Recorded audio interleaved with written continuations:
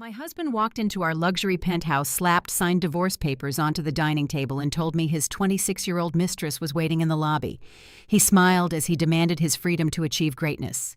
He wanted to make sure I walked away with absolutely nothing, leaving me with a $2 million mortgage and a worthless shell company just to humiliate me. He expected me to fall apart and beg him to stay.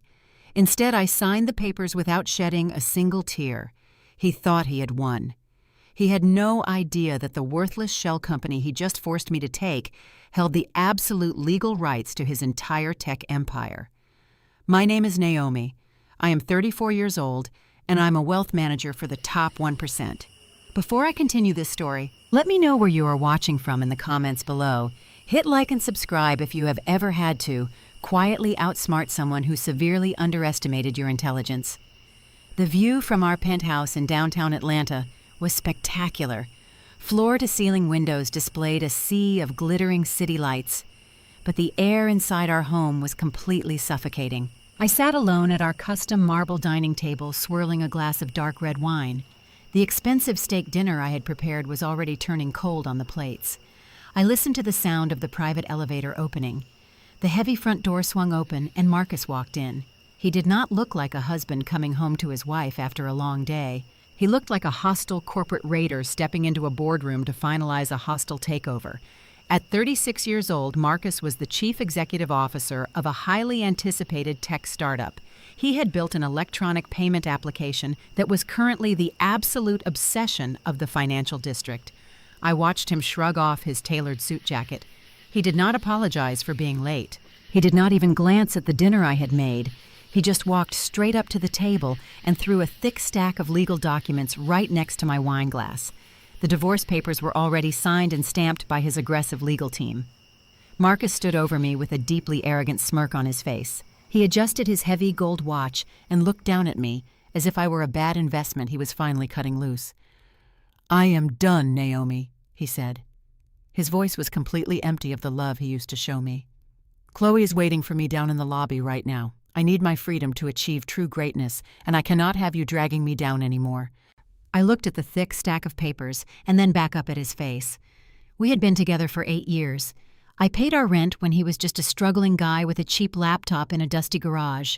Now that he was wearing $1,000 shoes and driving a luxury sports car, he suddenly needed to be free. Chloe was a 26-year-old lifestyle influencer. She cared more about luxury handbags and her social media followers than building a real foundation. Marcus told me I was too rigid and too obsessed with spreadsheets to understand his creative genius. But I did not scream at him. I did not throw my wine in his face. As a risk management consultant, I never let emotions dictate my financial actions. I simply took a slow sip of my wine and asked him what his terms were. Marcus pulled out a heavy leather chair and sat across from me. He leaned forward with the blinding confidence of a man who thought he had outsmarted the entire world. He told me he was taking the startup completely. He was taking all the liquid assets he had already drained and moved to offshore accounts over the past few months. He demanded a clean break, no alimony, and absolutely no spousal support. In return, he said he was generously leaving me the old property my family had passed down to me. The massive catch was that my family home currently carried a $2 million mortgage. I had taken out that massive loan years ago specifically to fund his early seed rounds when no bank would even look at him. He actually laughed out loud as he pointed out my massive debt. He told me he was being incredibly kind by not forcing a sale of the property just to take half the equity. Then he flipped to the very last page of the document. He tapped his finger heavily on a specific clause near the bottom. "And just to show you I am not a monster, I am giving you sole ownership of NNC Holdings," he said with a cruel laugh. NNC Holdings was a shell company. It was a limited liability company that generated absolutely zero revenue. Marcus had tossed it to me like a useless scrap of meat to a starving dog. He thought it was just a meaningless piece of paper. He thought he was walking away with millions of dollars while leaving me drowning in massive debt and managing a total ghost company. He wanted me to suffer. He wanted me to feel the full, crushing weight of his supposed genius. "Sign it, Naomi," he demanded. "Let us stop pretending you belong in my high-paced world anymore. Just sign the papers and go figure out how you are going to pay that massive mortgage on a boring consultant salary." I looked deeply into the eyes of the man I had supported for years. He was so blinded by his own towering ego that he never bothered to look under the hood of his own business structure. He assumed my silence was defeat. I picked up the heavy gold pen resting on the table. I did not hesitate. I did not ask for a single penny more. I smiled slightly and signed my name on the dotted line. Marcus snatched the papers back instantly as if I might change my mind. He practically strutted out of the penthouse, leaving me sitting alone in the quiet dining room. He thought he had completely destroyed my future. But as I took another sip of my wine, I could not help but smile. He was so desperate to marry his young influencer that he had legally severed all ties and waived all rights to NNC Holdings. He just handed me absolute legal control over his entire software source code. He just did not know it yet. The heavy front door did not even have time to click shut before it was violently pushed open again. I was still holding the gold pen when Shirley marched into my foyer. At 60 years old, my mother-in-law was draped in expensive cashmere and thick gold jewelry that was paid for by the credit card I diligently cleared at the end of every single month. She did not bother to knock or wipe her designer boots on the mat. Instead, she aggressively dragged 3 massive luxury suitcases right across my polished hardwood floors. She stopped in the center of the living room and glared at me with a look of absolute disgust. "I see my son finally handed you the papers," she snapped. Her eyes darted to the signed documents resting next to my wine glass. A triumphant smile spread across her wrinkled face. Without waiting for an invitation, she marched straight past me and headed directly into the master bedroom. I calmly placed the pen down and followed her to the doorway. Shirley threw open the custom walk-in closet and began violently yanking Marcus's expensive suits off their velvet hangers. She tossed them haphazardly into the open suitcases. I leaned against the doorframe and watched her pack his things. She was acting as if she were rescuing a hostage from a terrible prison. "You know, Naomi, my son is a true visionary," she said without looking back at me. "He is a self-made tech genius. He built a multi-million-dollar empire from the absolute ground up. He manifested his success through pure brilliance while you were just sitting at a desk punching numbers into a calculator." I listened to her rewrite history right in front of my face. Through Shirley's eyes, Marcus was a glittering god who had conquered the business world entirely on his own. She conveniently erased the years I worked double shifts to keep our electricity on. She completely forgot that I used my own savings to buy the high-speed servers he needed to write his very first lines of code. In her mind, I was nothing but a lucky leech. To her, I was just a desperate woman who had attached herself to a rising star before he realized his true market value. "You should be down on your knees thanking him for leaving you this house," Shirley spat as she shoved a pile of silk ties into a side pocket. "Even with that massive mortgage, you are lucky he did not throw you out onto the street. You have squeezed enough out of his pockets all these years. It is time you step aside for a woman who actually fits into his new world." She turned to face me and looked me up and down with intense judgment. "A woman who buries her nose in boring spreadsheets is not fit for a tech genius chief executive officer," she sneered. "You lack the grace for high society. You do not understand networking or public relations. You do not even care about building a personal brand. Chloe knows exactly how to handle his public image. She knows how to smile for the cameras and charm the investors. All you know how to do is nag him about budgets and risk management. You are suffocating his potential." I did not defend my career. There was no point in explaining to a woman who had never worked a day in her life that wealth management for the top 1% was not just punching numbers into a calculator. I held the keys to financial doors that Marcus did not even know existed, but I let her talk. I let her reveal every ugly thought she and her son had been whispering behind my back for months. Shirley zipped up the first suitcase with a loud, aggressive sound. She grabbed the handle of the second bag and locked her eyes directly onto mine. She was preparing to deliver what she thought would be the ultimate death blow. "Besides," she said, lowering her voice into a cruel whisper, "Marcus needs a real heir for his legacy. Chloe is already carrying my grandson. It is something you are far too busy with your little consulting job to ever give him." She paused and waited for my reaction. She wanted to see my face crumble. She wanted me to fall to the floor and sob over the fact that another woman was giving my husband the child we had delayed having. She wanted the satisfaction of utterly breaking me. I stood perfectly still. I looked at the smug satisfaction practically radiating from her pores. "Congratulations, Shirley," I said with a completely flat and steady voice. "I am sure a newborn baby is exactly what a startup founder needs right before a major venture capital funding round. Tell Marcus I wish him all the luck in the world, balancing late-night feedings with board meetings." Shirley scoffed, clearly annoyed that I was not having a nervous breakdown in her presence. "You are so incredibly bitter, Naomi. It is honestly pathetic." She aggressively zipped up the remaining suitcases and dragged them toward the front door. The wheels scraped loudly against the wood, echoing through the silent apartment. She paused with her hand on the brass doorknob and shot me one final look of pure contempt. "Do not expect an invitation to the wedding," she snapped, "and do not try to call him crying when the bank comes to foreclose on this dump. He changed his phone number this morning." The heavy door slammed shut behind her. The sudden silence in the penthouse was deafening. I walked slowly back to the dining table. I picked up my wine glass and carried it into the kitchen. I poured the dark red liquid down the stainless steel sink and watched it swirl down the drain. They thought they had left me with absolutely nothing. They thought they had discarded a boring accountant who was drowning in debt. They had no idea that the silent woman they just humiliated was holding the detonator to their entire fake empire.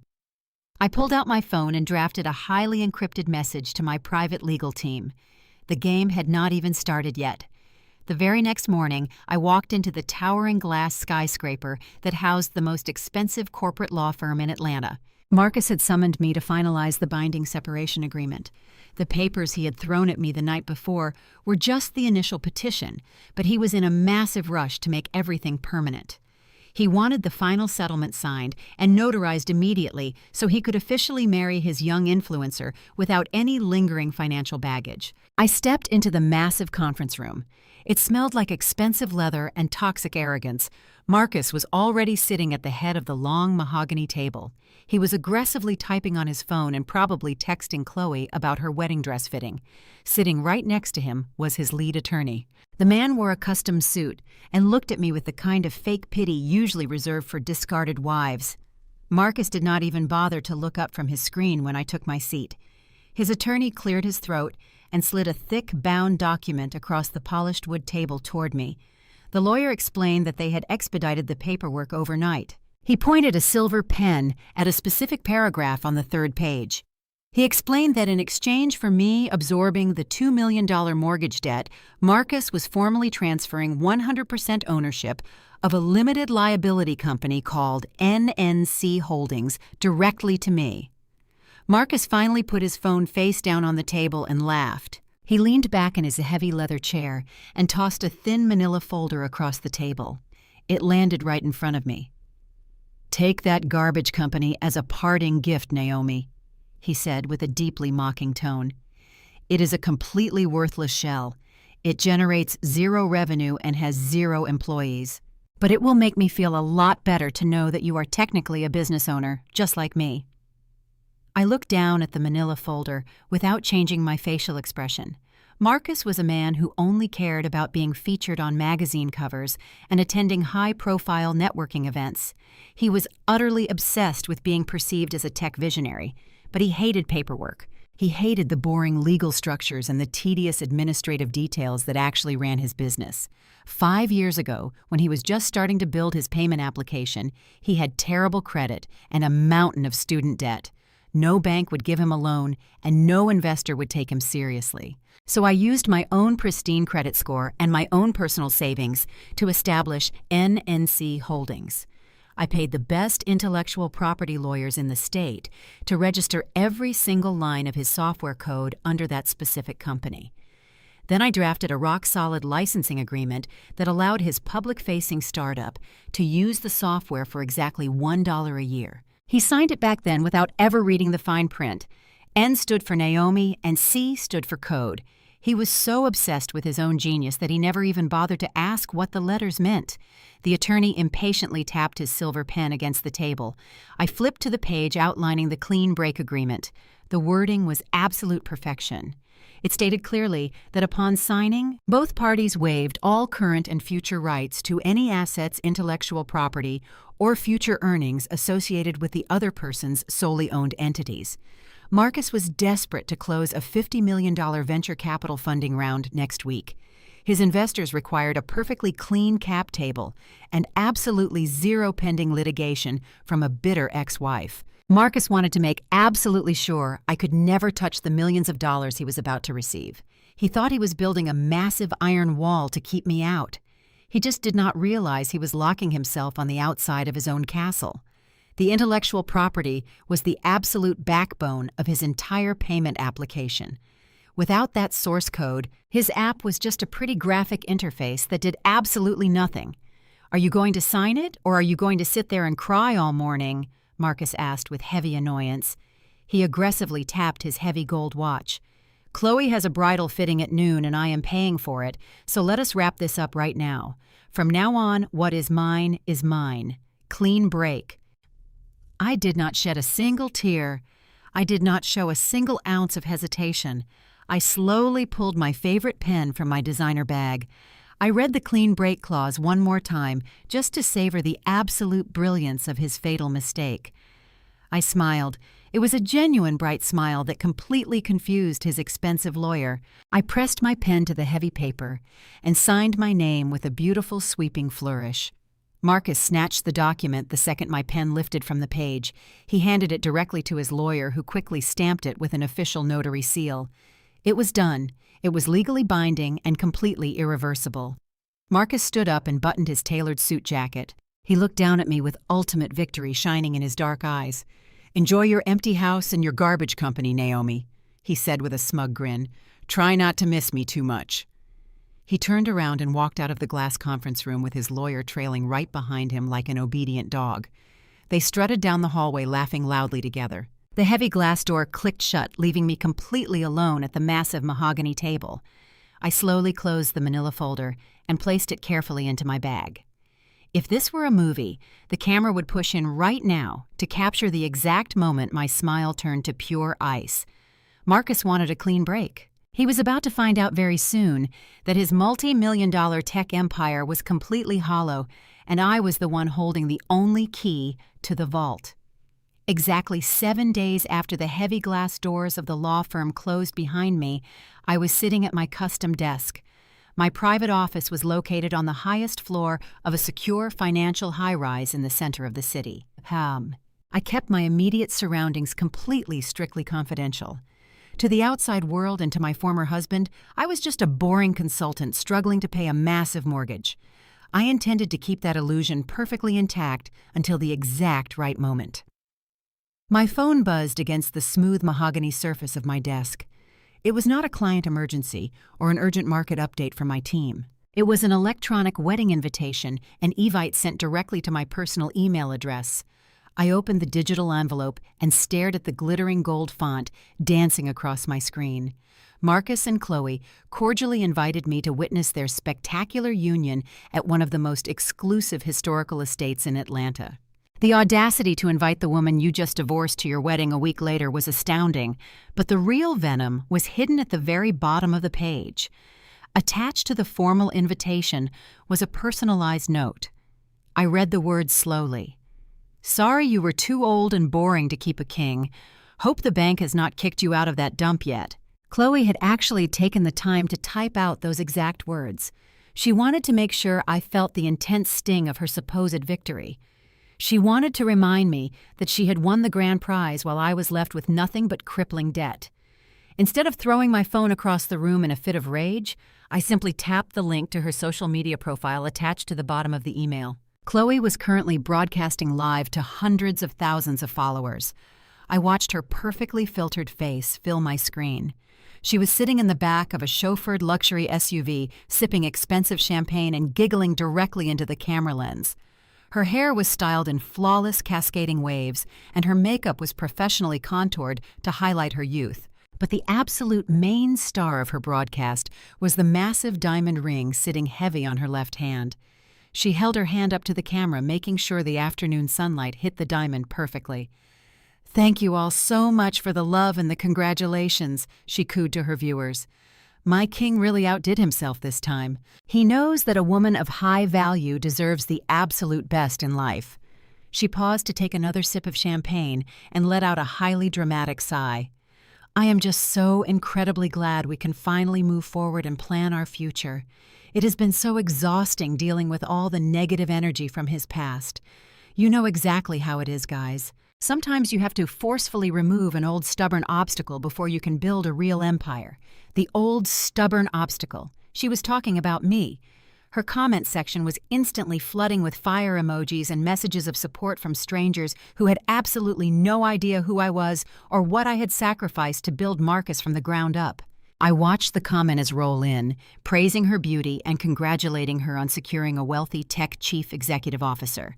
Chloe continued to talk endlessly about the wedding details. She bragged about the imported white orchids they were flying in from overseas. She boasted about the celebrity chef they had hired to cater the reception, and the custom designer gown she was flying to Paris to pick up this weekend. She was spending money like water. She was throwing Marcus's startup funds around as if the well would never run dry. I leaned back in my ergonomic leather chair and watched her perform her little victory dance. As a wealth manager, I analyzed people and their spending habits for a living. I looked at Chloe and I did not see a glamorous rival who had stolen my husband. I saw a highly volatile and rapidly depreciating asset. She was a walking liability attached to a man whose entire net worth was built on a legal technicality he had just willingly surrendered. The diamond ring she was flashing on the screen was undoubtedly paid for with funds Marcus had secured based on the massive valuation of his software that was now legally and exclusively owned by my completely hidden shell company. Chloe leaned closer to her phone camera and lowered her voice as if she were sharing a deep, intimate secret with her devoted followers. "Ladies, never ever settle for a man who lets a bitter ex-wife drag him down," she whispered with a fake pout. "Marcus is a true visionary. He is a builder. He needed someone who matches his intense ambition, not someone who just sits at a desk and complains about budgets and risk management all day. He is about to close the biggest funding round in tech history next week, and we are going to celebrate our wedding like absolute royalty. We are leaving the dead weight behind where it belongs." She blew a kiss to the camera and ended the live broadcast. The screen faded to black, leaving only the quiet hum of my office air conditioning. The dead weight. I smiled and locked my phone screen. I let the darkness of the glass reflect my own calm and collected expression. Chloe was right about one specific thing. Marcus was indeed about to experience the biggest financial event of his entire life next week. She just had the direction of the cash flow completely wrong. They were planning a multi-million-dollar wedding funded entirely by the fragile illusion of a tech empire. They were happily dancing on the deck of a sinking ship and celebrating the fact that they had just thrown their only life raft overboard.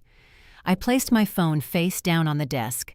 Let them buy the imported orchids. Let them fly to Paris for the dress.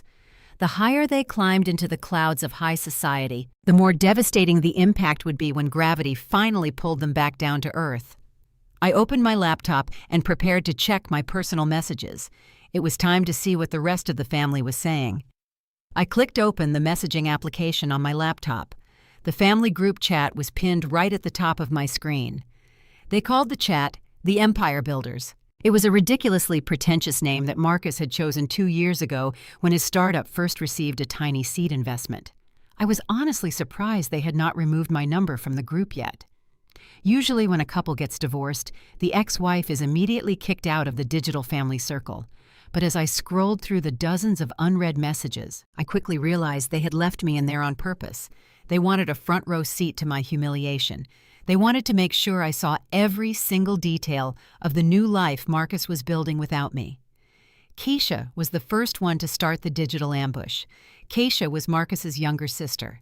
At 30 years old, she had never held a real job for more than 6 months at a time. She survived entirely on the monthly allowance her mother gave her and the money she siphoned from her husband Brad.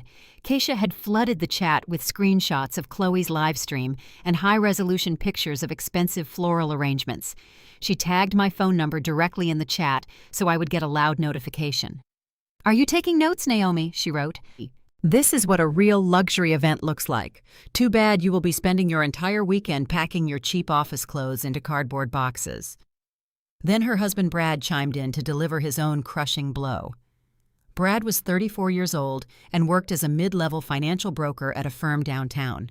He was a wealthy white man who had married into the family and immediately appointed himself as the ultimate authority on all things related to money and success.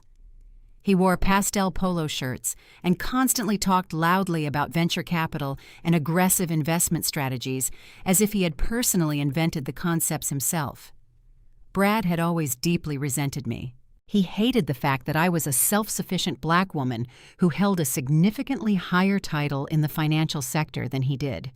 At family dinners, he would constantly try to explain very basic economic principles to me just to hear his own voice.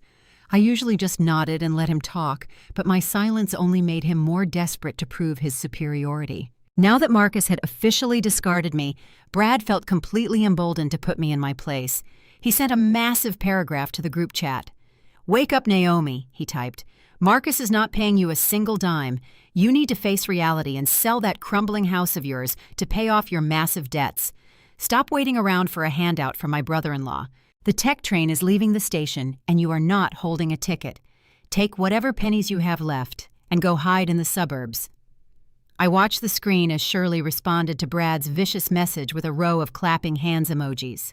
Marcus did not say anything in the chat, but I could clearly see his read receipt directly under the message. He was watching the conversation in real time and silently approving of his family tearing me apart.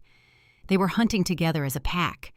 They felt completely invincible because Marcus had just secured a verbal commitment for $50 million from a major venture capital firm. They truly believed that imaginary future money made them untouchable gods among regular people. I read Brad's condescending message 3 times. The pure, unadulterated smugness radiating from his text was almost comical to me. Brad thought he was a financial apex predator, but he was actually the biggest blind fool in the entire family. What Keisha and Shirley did not understand was that Brad was an incredibly desperate man. His mid-level brokerage job barely covered the massive credit card bills that Keisha racked up every single month. He was completely obsessed with the idea of getting rich quickly without doing any actual hard work. For the past 6 months, Brad had been relentlessly begging Marcus to let him invest his own money into the startup. He wanted to get in on the ground floor before the massive venture capital funding round officially closed. He wanted to ride my former husband's coattails straight to the very top of the Forbes list. I knew for a fact that Brad had recently gained full access to his family trust fund. It was a very substantial amount of money that his grandfather had left him. Brad was exactly the kind of arrogant finance bro who would risk everything on a flashy tech application without ever conducting a proper due diligence check. He was lecturing me about my massive debts while simultaneously preparing to gamble his entire inheritance on a company he knew nothing about. I did not type a single word in response to the group chat. Engaging with them in a petty text message argument was a complete waste of my highly valuable energy. I did not need to defend my honor or my bank account to people who were willingly marching off a massive financial cliff. Brad was telling me to wake up and pay my debts. He had absolutely no idea that my debts were actually strategically calculated leverage. He had no idea that the old crumbling house he was mocking was sitting on a massive piece of commercial real estate that I had spent the last 2 years quietly rezoning for industrial use. Let them laugh, I thought to myself, as I watched 3 more typing bubbles appear on the screen. The group chat was their safe space to project all of their own deep insecurities directly onto me. Keisha hated me because I refused to give her personal loans when she overspent her budget. Shirley hated me because I refused to worship her son like a flawless deity. And Brad hated me because I never once asked for his mediocre financial advice. They were all bonding over my supposed destruction. I minimized the messaging window and let the digital notifications pile up silently in the background. The constant buzzing of my phone was just meaningless white noise. At this point, Brad thought he was securing his luxurious future by aligning himself with Marcus and Chloe. He thought he was backing the winning horse. It took an incredible amount of professional self-control not to text back and ask him if he had personally reviewed the intellectual property assignments for the tech startup. Any real financial broker with half a brain would demand to see the software licensing agreements before investing a single dollar of their trust fund. But Brad was completely blinded by greed and his own massive ego. He was trusting Marcus completely, and Marcus was trusting a worthless piece of paper he had practically forced his ex-wife to sign under extreme duress. The level of collective stupidity operating in that group chat was truly a masterpiece of human arrogance. I took a deep breath and opened my encrypted work email. The family had had their fun.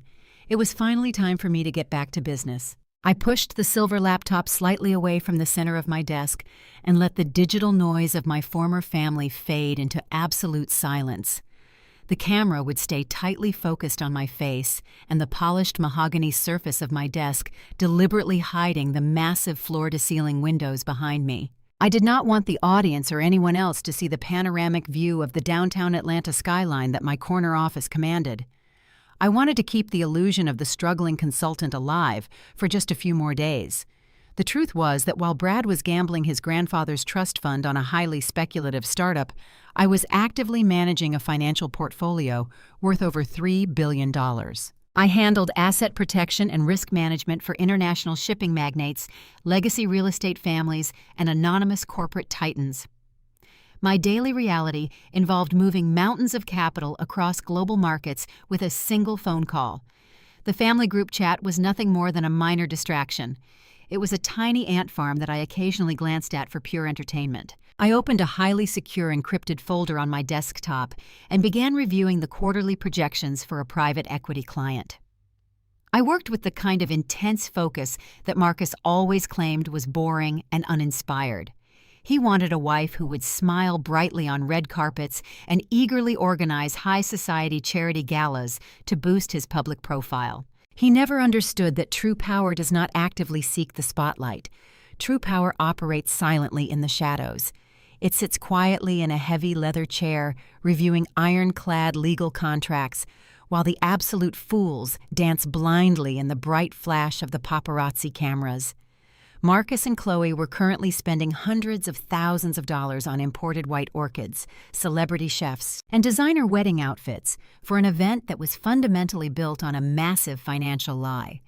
They genuinely thought the $50 million venture capital injection was a guaranteed lock. They had already mentally spent the money to elevate their lifestyle.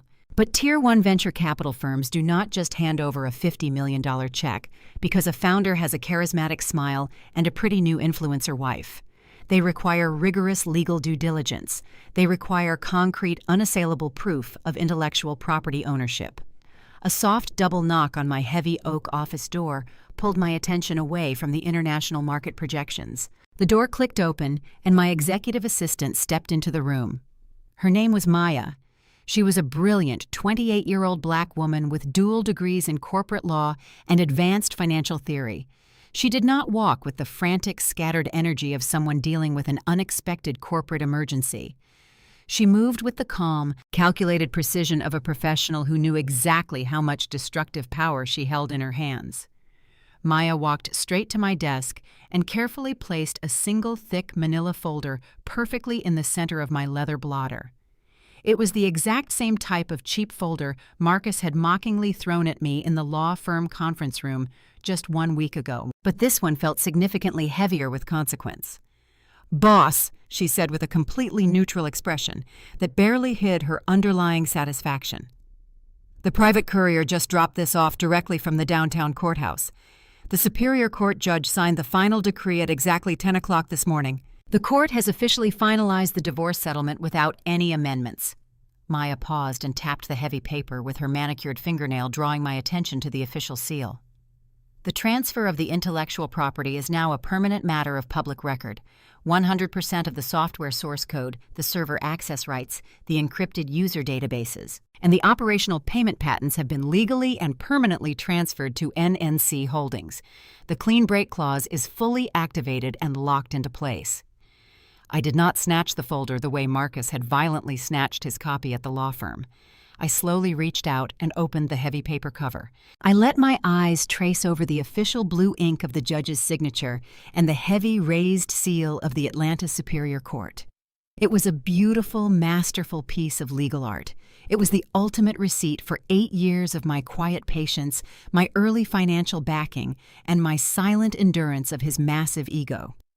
Marcus was now completely and legally severed from his own creation. He had built the shiny exterior of the vehicle, but he had just willingly handed me the keys, the engine block, and the title, while he sat smiling happily in the passenger seat.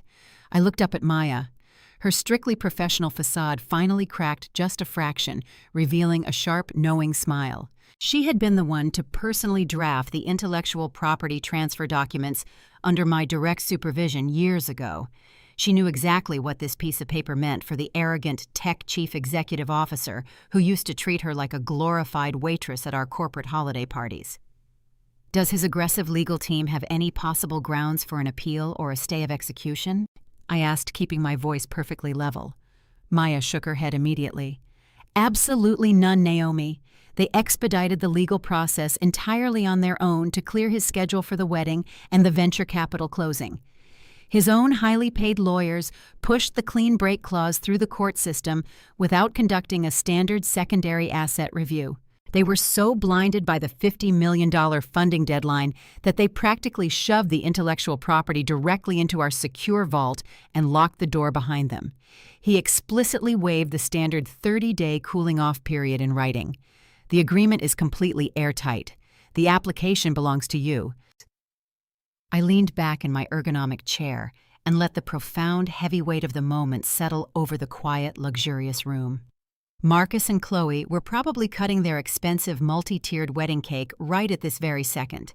Brad was probably bragging loudly to the wealthy wedding guests about his massive $5 million insider investment. Shirley was undoubtedly shedding dramatic tears of joy over her brilliant self-made son and his perfect new bride. They were all standing confidently on a fragile glass floor that was about to shatter into a million jagged pieces. I reached for the delicate porcelain cup resting on the polished edge of my desk. I took a slow, deliberate sip of my black coffee, letting the bitter warmth wash away the last lingering traces of my former life. I set the cup down with a soft click against the mahogany wood. "Excellent," I said, looking directly into Maya's eyes. "Get ready to cut the breaker." While I sat quietly in my high-rise office signing the death warrant of his tech startup, Marcus was stepping out of a vintage Rolls-Royce at a rented historical mansion in Buckhead. The venue was an absolutely massive estate with towering white columns and sprawling manicured gardens. It was the kind of property that screamed old money, but every single thing about this wedding was entirely rented for the afternoon.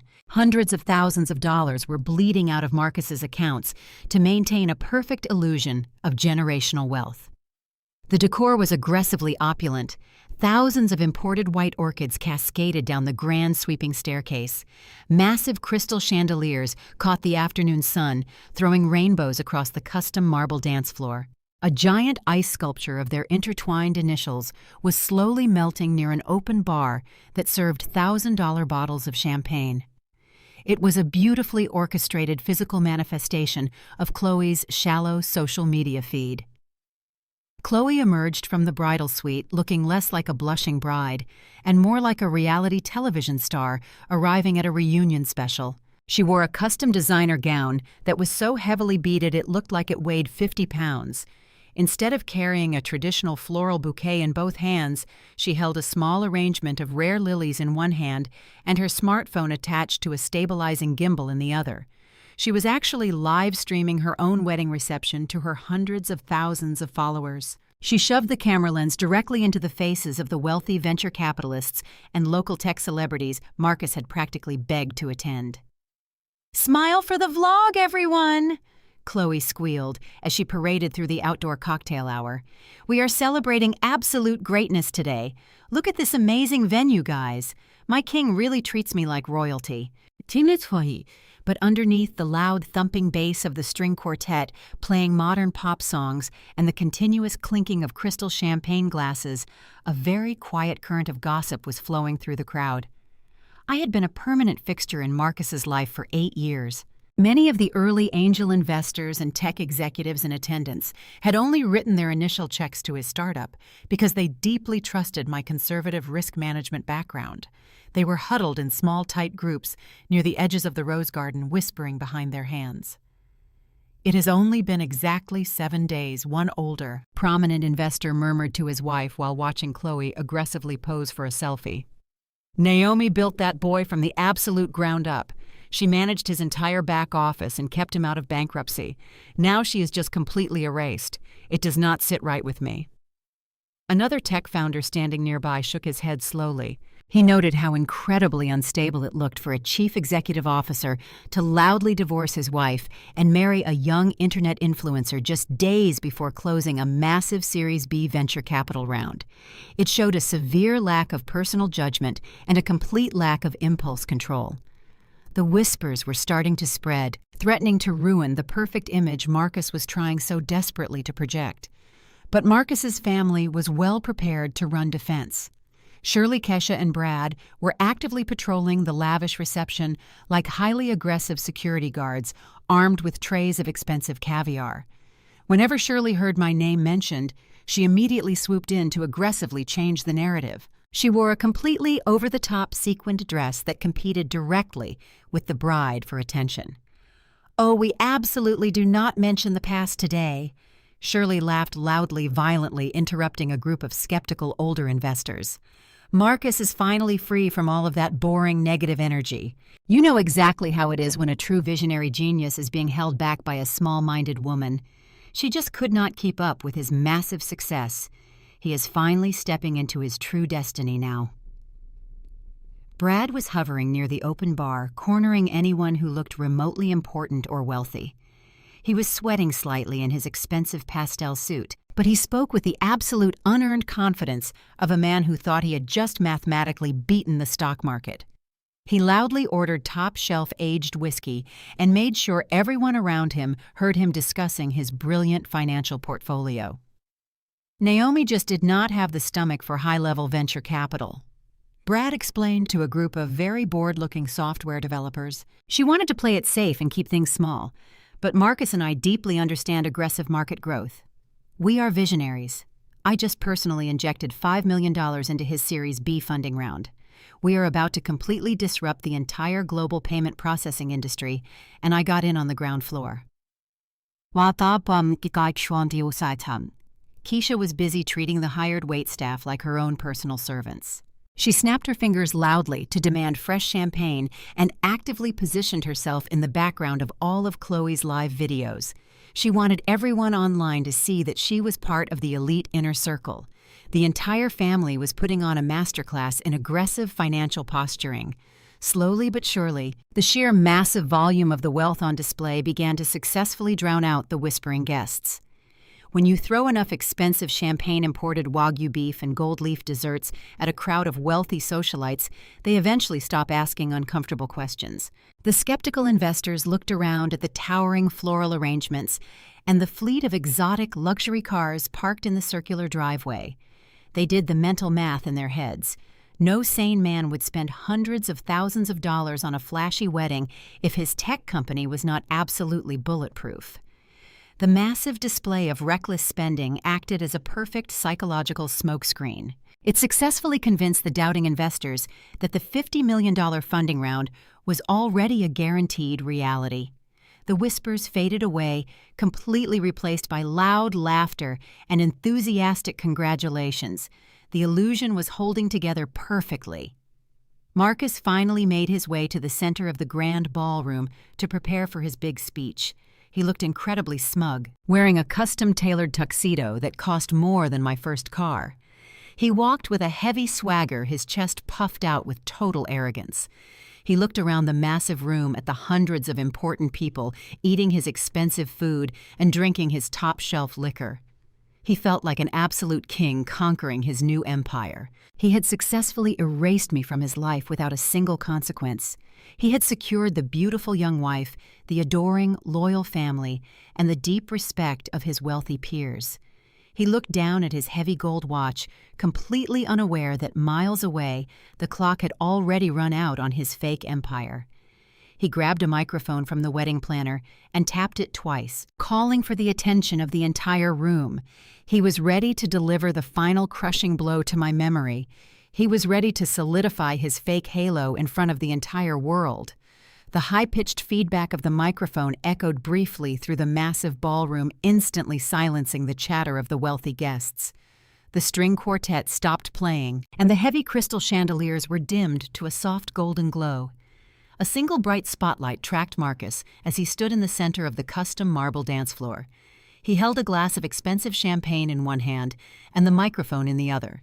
He looked out over the sea of elite venture capitalist socialites and family members with the smug satisfaction of a man who believed he had conquered the universe. Chloe rushed to his side, strategically positioning herself so the camera crew she hired could capture her best angle. "Thank you all for being here today." Marcus began, his voice booming through the state-of-the-art sound system. "We are surrounded by the absolute best and brightest minds in Atlanta. I see incredible founders, brilliant investors, and the family members who have supported me through the hardest chapters of my life." He paused and looked down at Chloe, who was gazing up at him with wide, adoring eyes. He placed his hand over his heart, performing for the crowd. "But most importantly, I am standing next to my absolute queen. Chloe, you are the light that finally chased away the dark clouds of my past. You showed me what it means to be truly supported by a partner who understands the relentless drive of an entrepreneur." The crowd offered a soft collective sigh of admiration. Shirley dabbed her eyes with a lace handkerchief from the front row.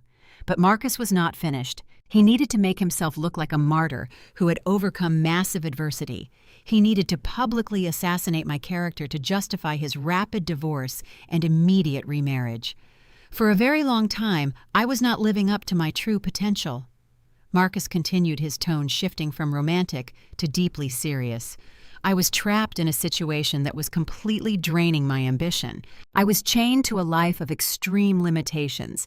When you are building a massive tech empire, you need to surround yourself with people who tell you to fly. But my previous marriage was a heavy anchor holding back my greatness. I was tied to a woman who was obsessed with playing it safe. A woman who looked at my visionary ideas and only saw budget constraints and risk factors. She wanted me to remain a small, quiet man so she could feel comfortable in her small, quiet world. A low murmur rippled through the ballroom. The tech executives nodded in serious agreement. In the highly toxic culture of startup founders, abandoning a supportive partner who helped build the foundation was often reframed as a necessary step for personal growth. Marcus was playing their exact tune. He was painting me as a bitter, uninspired obstacle who had tried to crush his dreams out of pure jealousy. "It takes a massive amount of courage to cut the cord on dead weight," Marcus said, his voice rising with intense theatrical passion. "It takes immense bravery to walk away from people who demand you shrink yourself to fit into their tiny boxes. But I refused to shrink. I chose to break the anchor.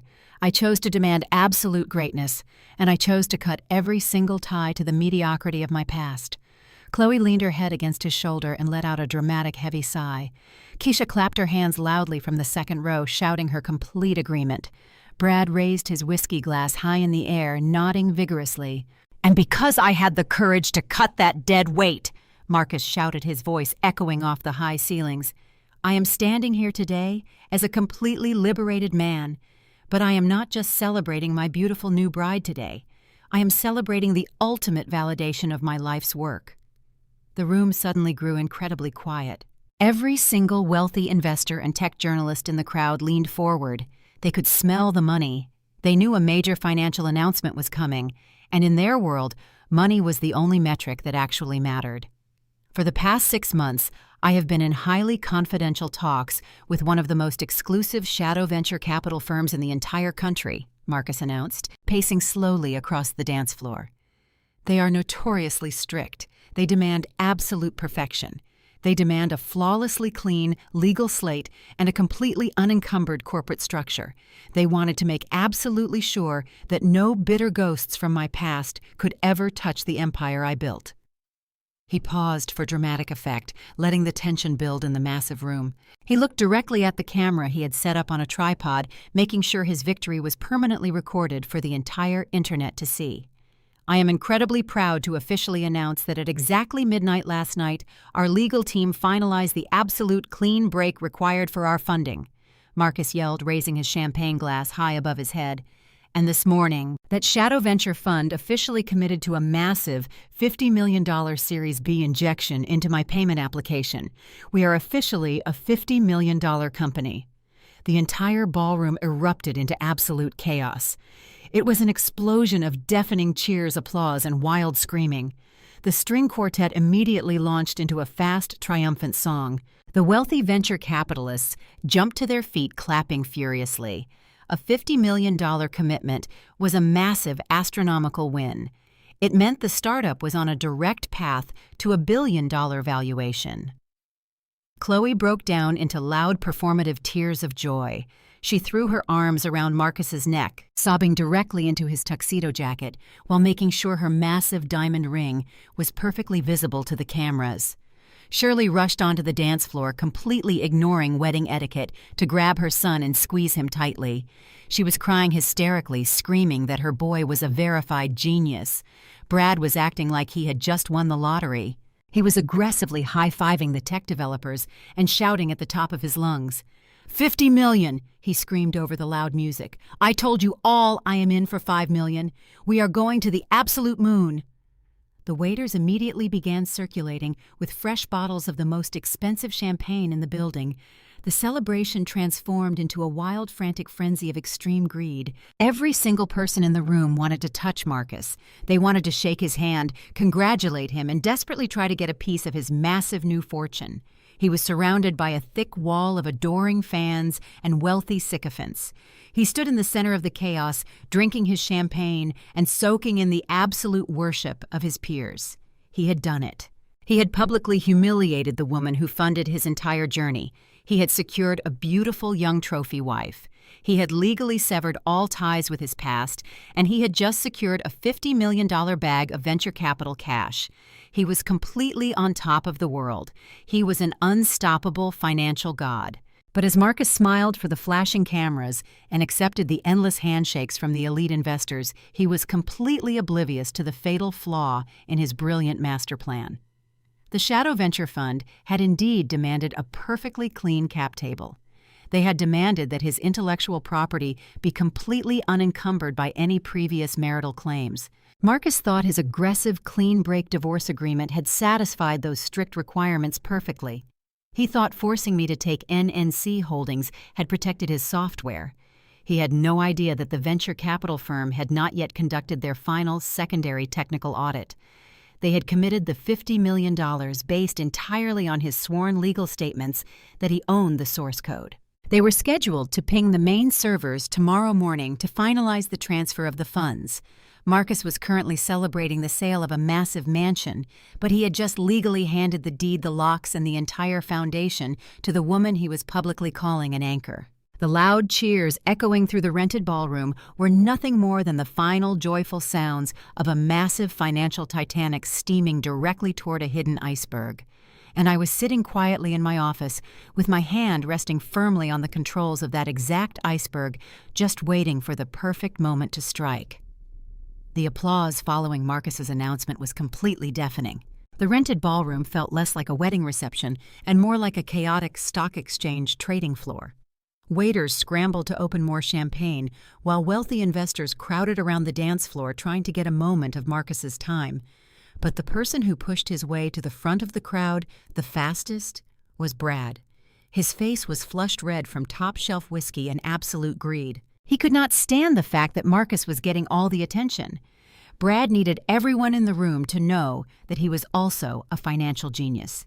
He needed to prove that he belonged in this elite circle of multimillionaires. Brad snatched the microphone right out of Marcus's hand. He stumbled slightly, but quickly caught his balance, smoothing down his expensive pastel suit jacket. "Listen up, everyone!" Brad shouted into the microphone. His voice was slurred but dripping with extreme arrogance. "Marcus is a visionary, but it takes a real financial expert to spot a unicorn before it takes flight. I am a broker. I analyze markets for a living, and when I looked at my brother-in-law's tech company, I did not see a risky startup. I saw the future of global finance. The crowd quieted down slightly, watching the sweaty white finance broker claim his piece of the glory. Kesha was standing near the front row, cheering wildly for her husband. She had a massive smile on her face, completely convinced that she was about to become the wealthiest woman in Atlanta. A lot of people doubted Marcus. Brad continued pacing across the dance floor. A lot of small-minded people, including some who used to be part of this very family, thought he was dreaming too big. But I put my money exactly where my mouth is. Last week, I completely liquidated my grandfather's trust fund. I cashed out every single conservative portfolio I owned. I even took out a massive second mortgage on my own home to scrape together the capital. I dumped exactly $5 million into this Series B funding round. A loud murmur rippled through the crowd.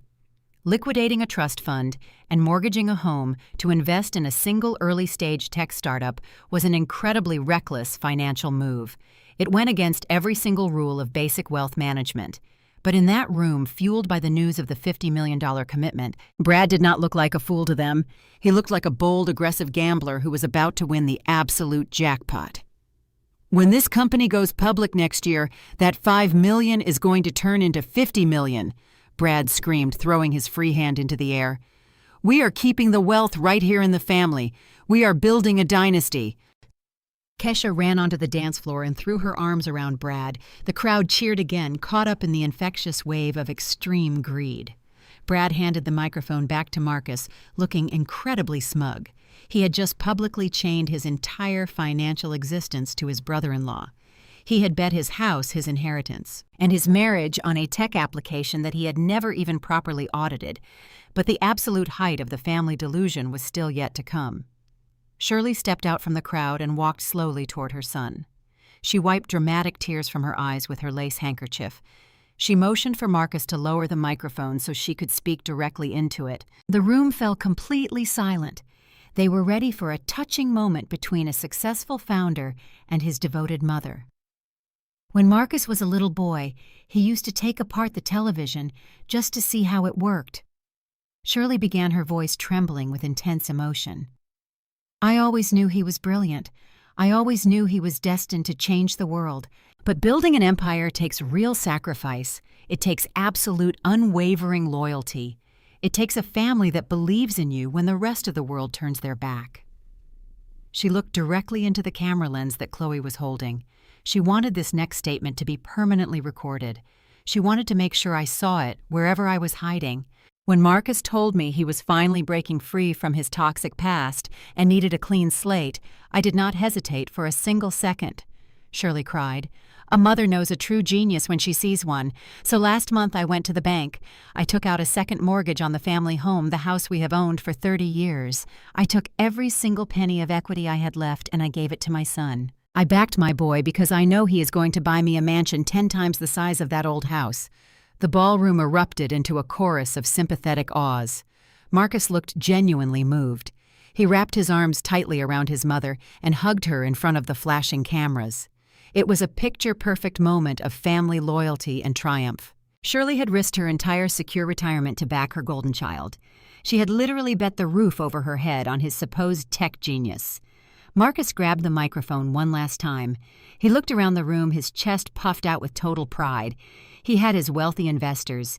He had his loyal family who had literally given him their last dimes, and he had his beautiful young bride. He turned to Chloe and pulled a small velvet box from his tuxedo pocket.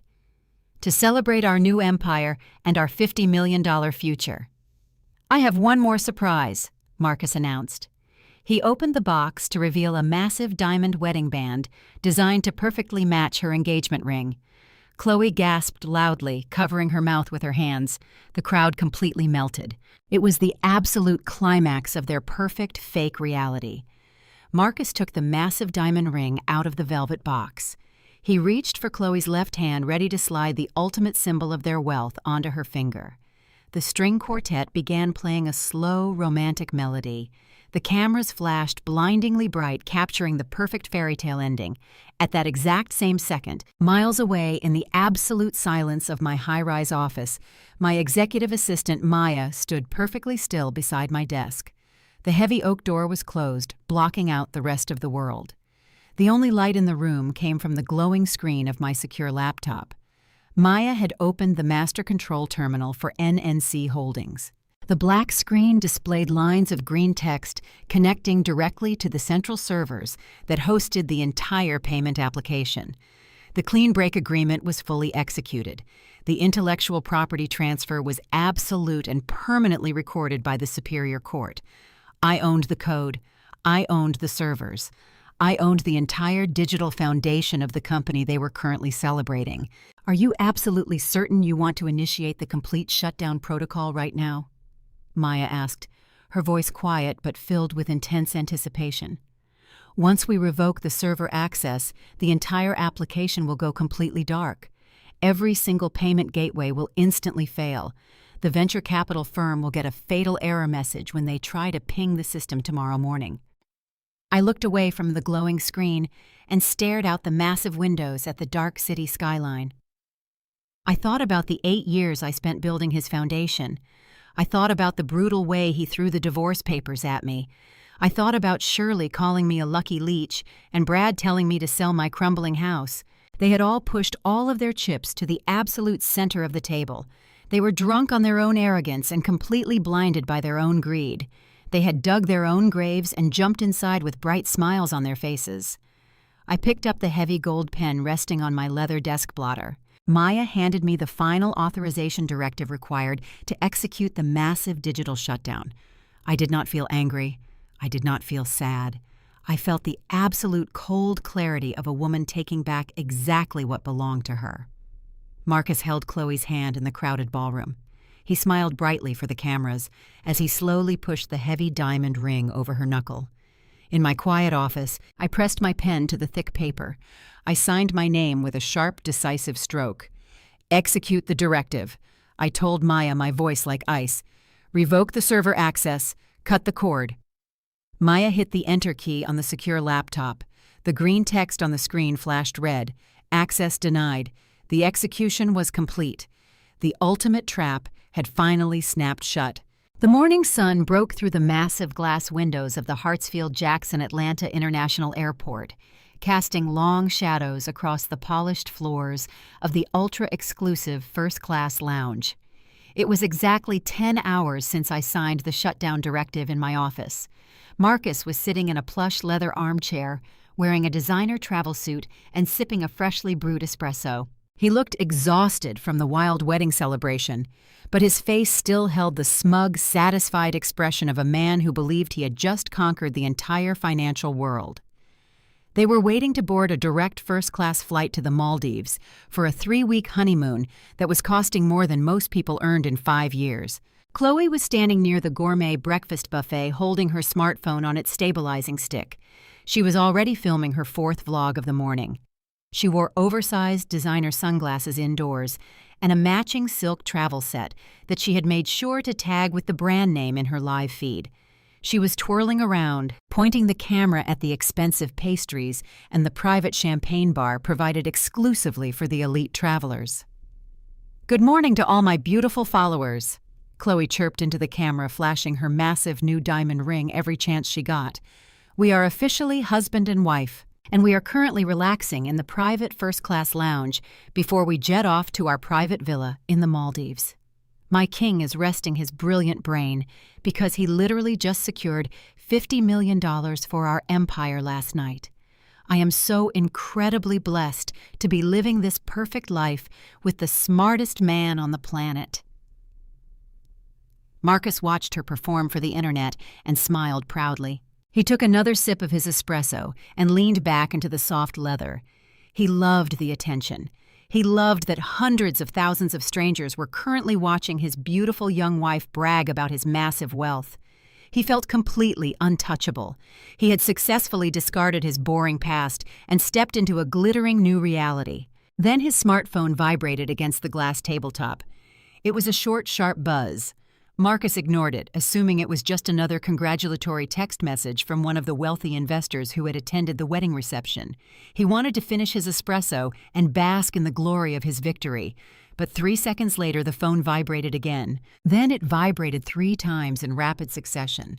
Then the screen lit up completely, and the device began shaking violently on the table with a continuous stream of incoming calls and high-priority text messages.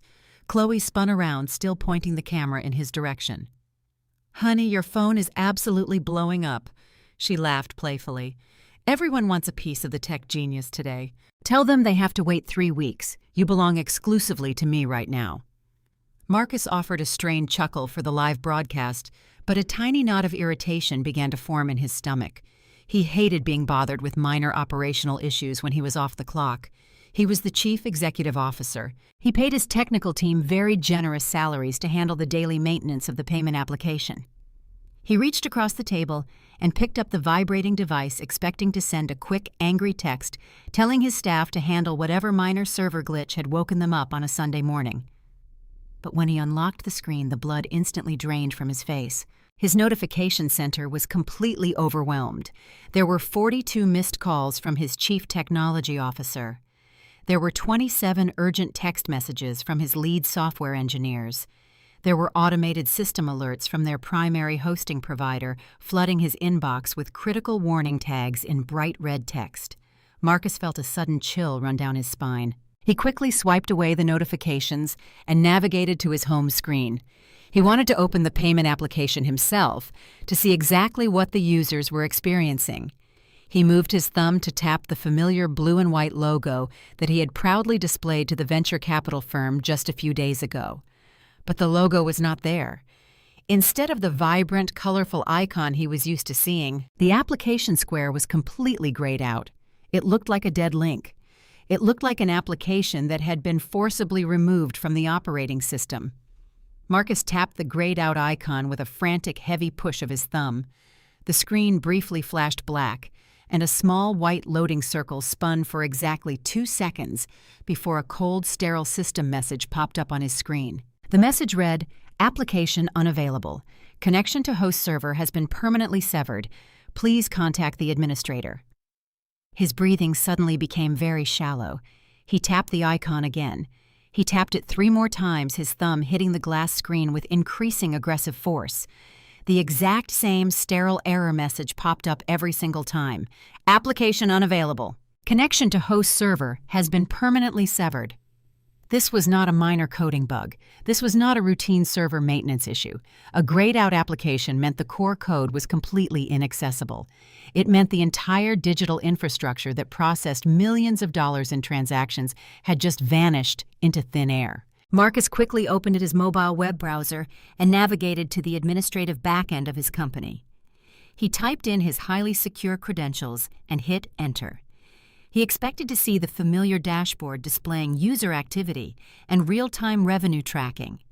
Instead, he was met with a blank white screen and a bold error code that made his stomach drop completely. Error 403. Access strictly forbidden. Unauthorized user. Unauthorized user. Marcus stared at those 2 words, feeling the room start to spin. He was the founder. He was the chief executive officer. He was the man who had just stood in a ballroom and claimed he was building a $50 million empire. How could he possibly be an unauthorized user on his own digital platform? Chloe walked over to the table and sat down next to him, entirely oblivious to the massive financial heart attack happening right in front of her. She leaned her head on his shoulder and pointed her camera at both of their faces. "Tell the vlog how excited you are to swim with the sea turtles, babe," she squealed, pressing her cheek against his. Marcus forced his facial muscles to form a rigid, unnatural smile. He stared blankly into the camera lens while his heart pounded violently against his ribcage. "I am very excited," he managed to choke out, his voice sounding incredibly hollow and thin. Chloe giggled and kissed his cheek before turning the camera back to herself. "He is just tired from being so incredibly successful," she told her followers. Marcus quickly locked his phone and shoved it deep into the pocket of his travel suit. He needed to get away from the camera. He needed to get away from the loud music playing in the lounge and the smell of the expensive pastries. He stood up so abruptly that his chair scraped loudly against the polished floor. "I need to use the restroom," he muttered, avoiding Chloe's confused gaze. "I will be right back." He did not wait for her response. He practically sprinted across the first-class lounge, pushing past a waiter carrying a tray of mimosa glasses. He slammed the heavy wooden door of the private restroom shut behind him and locked it tight. He pulled his phone back out with trembling hands. The screen was still lighting up with frantic notifications. The knot in his stomach had completely exploded into absolute blinding panic. He dialed the number for his chief technology officer. The phone did not even ring once before it was frantically answered. Kevin answered the call before the first ring even had a chance to finish. He did not say hello. He did not ask how the wedding went or wish his boss a happy honeymoon. The chief technology officer just started screaming frantically into the receiver. "The application is completely down, Marcus." Kevin's voice was cracking with absolute unadulterated terror. "And I do not mean we have a slow server or a minor routing bug. I mean we are experiencing a catastrophic total system failure. Every single payment gateway across the entire global network is locked tight. The application programming interface is completely dead. Our merchant portals are rejecting every single transaction. We are showing a Level 1 intellectual property violation across every server we operate." Marcus stood perfectly still. He stared at himself in the expensive gold-framed mirror of the first-class lounge restroom. He watched the healthy glowing color completely drain from his own face, leaving him looking like a terrified ghost. "What the hell are you talking about, Kevin?" he hissed, trying to keep his voice down so the wealthy travelers walking past the door would not hear him.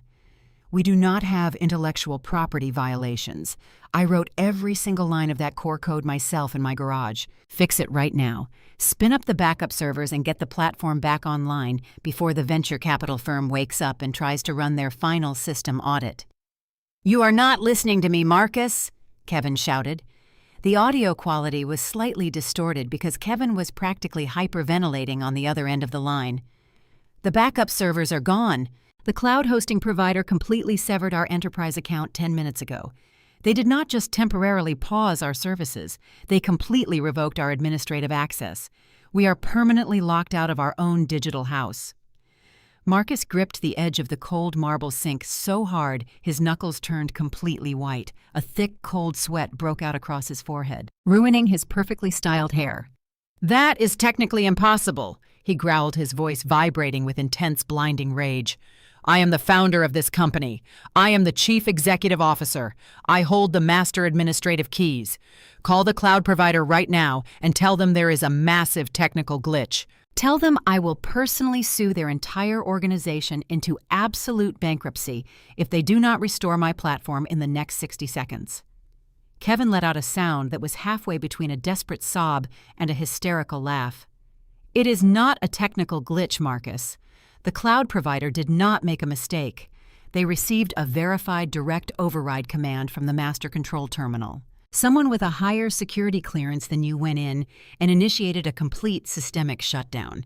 They wiped our access credentials and triggered a catastrophic intellectual property lock."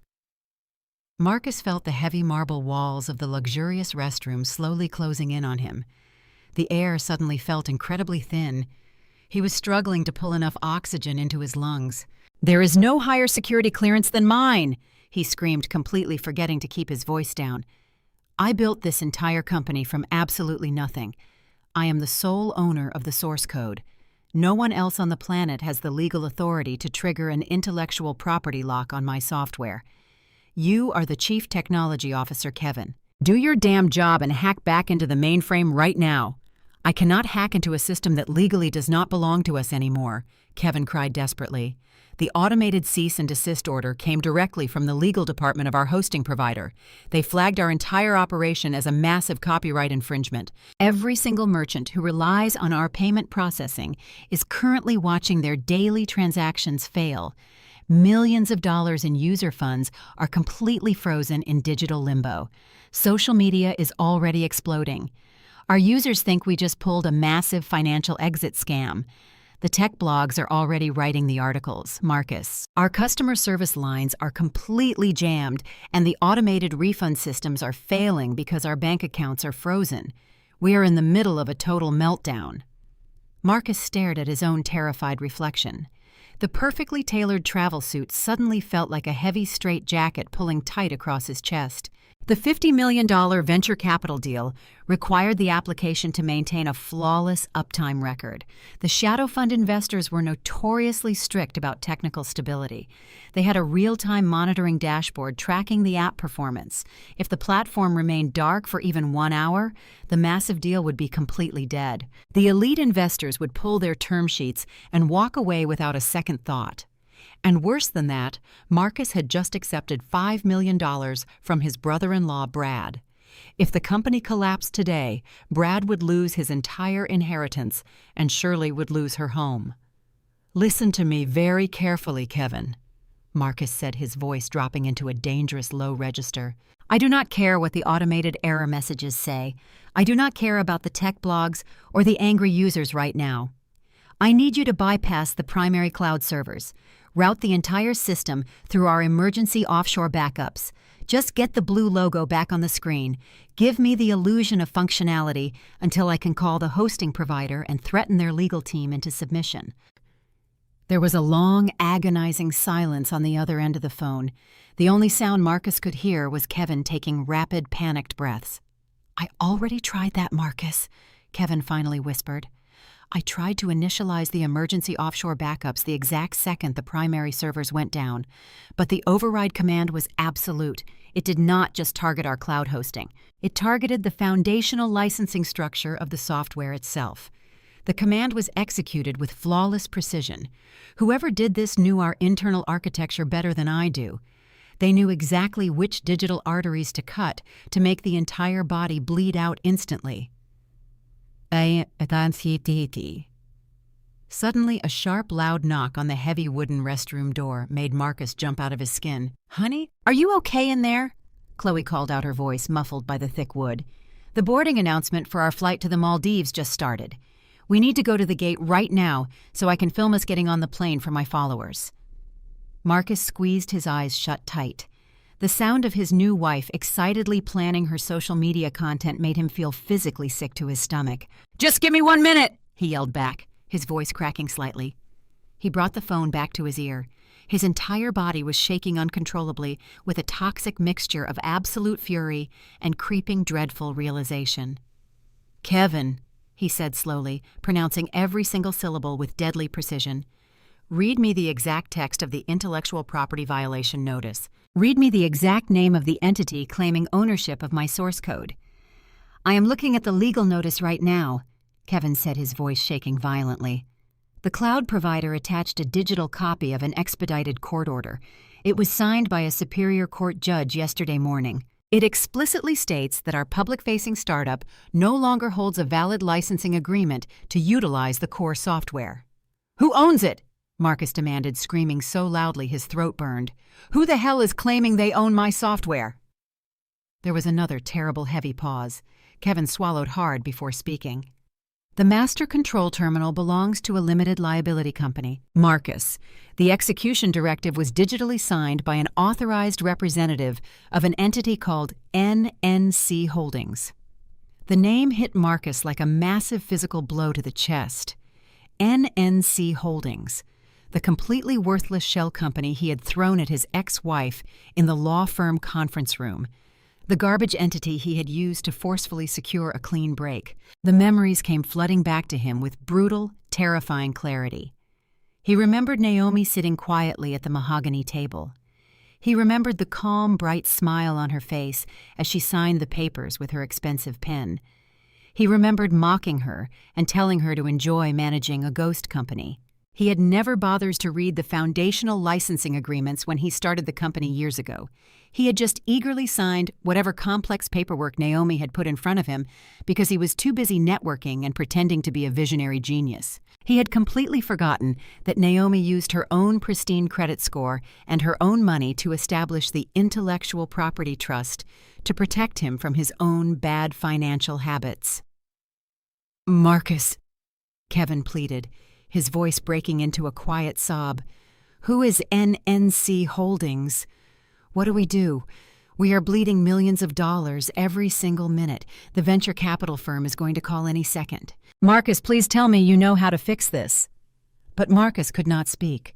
The expensive smartphone slipped slightly in his sweaty palm.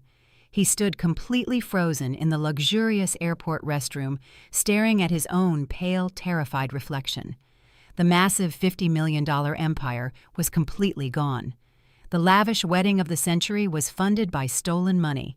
He had committed massive securities fraud by pledging intellectual property he did not legally own. And the quiet, boring consultant he had publicly humiliated was currently holding his entire life in the palm of her hand.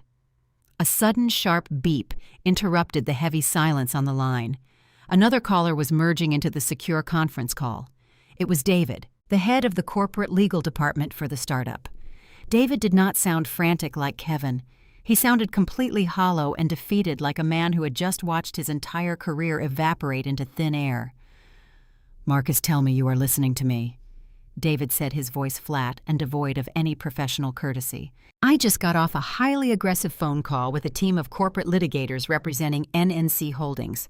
The source code and the servers are not registered under our company, Marcus.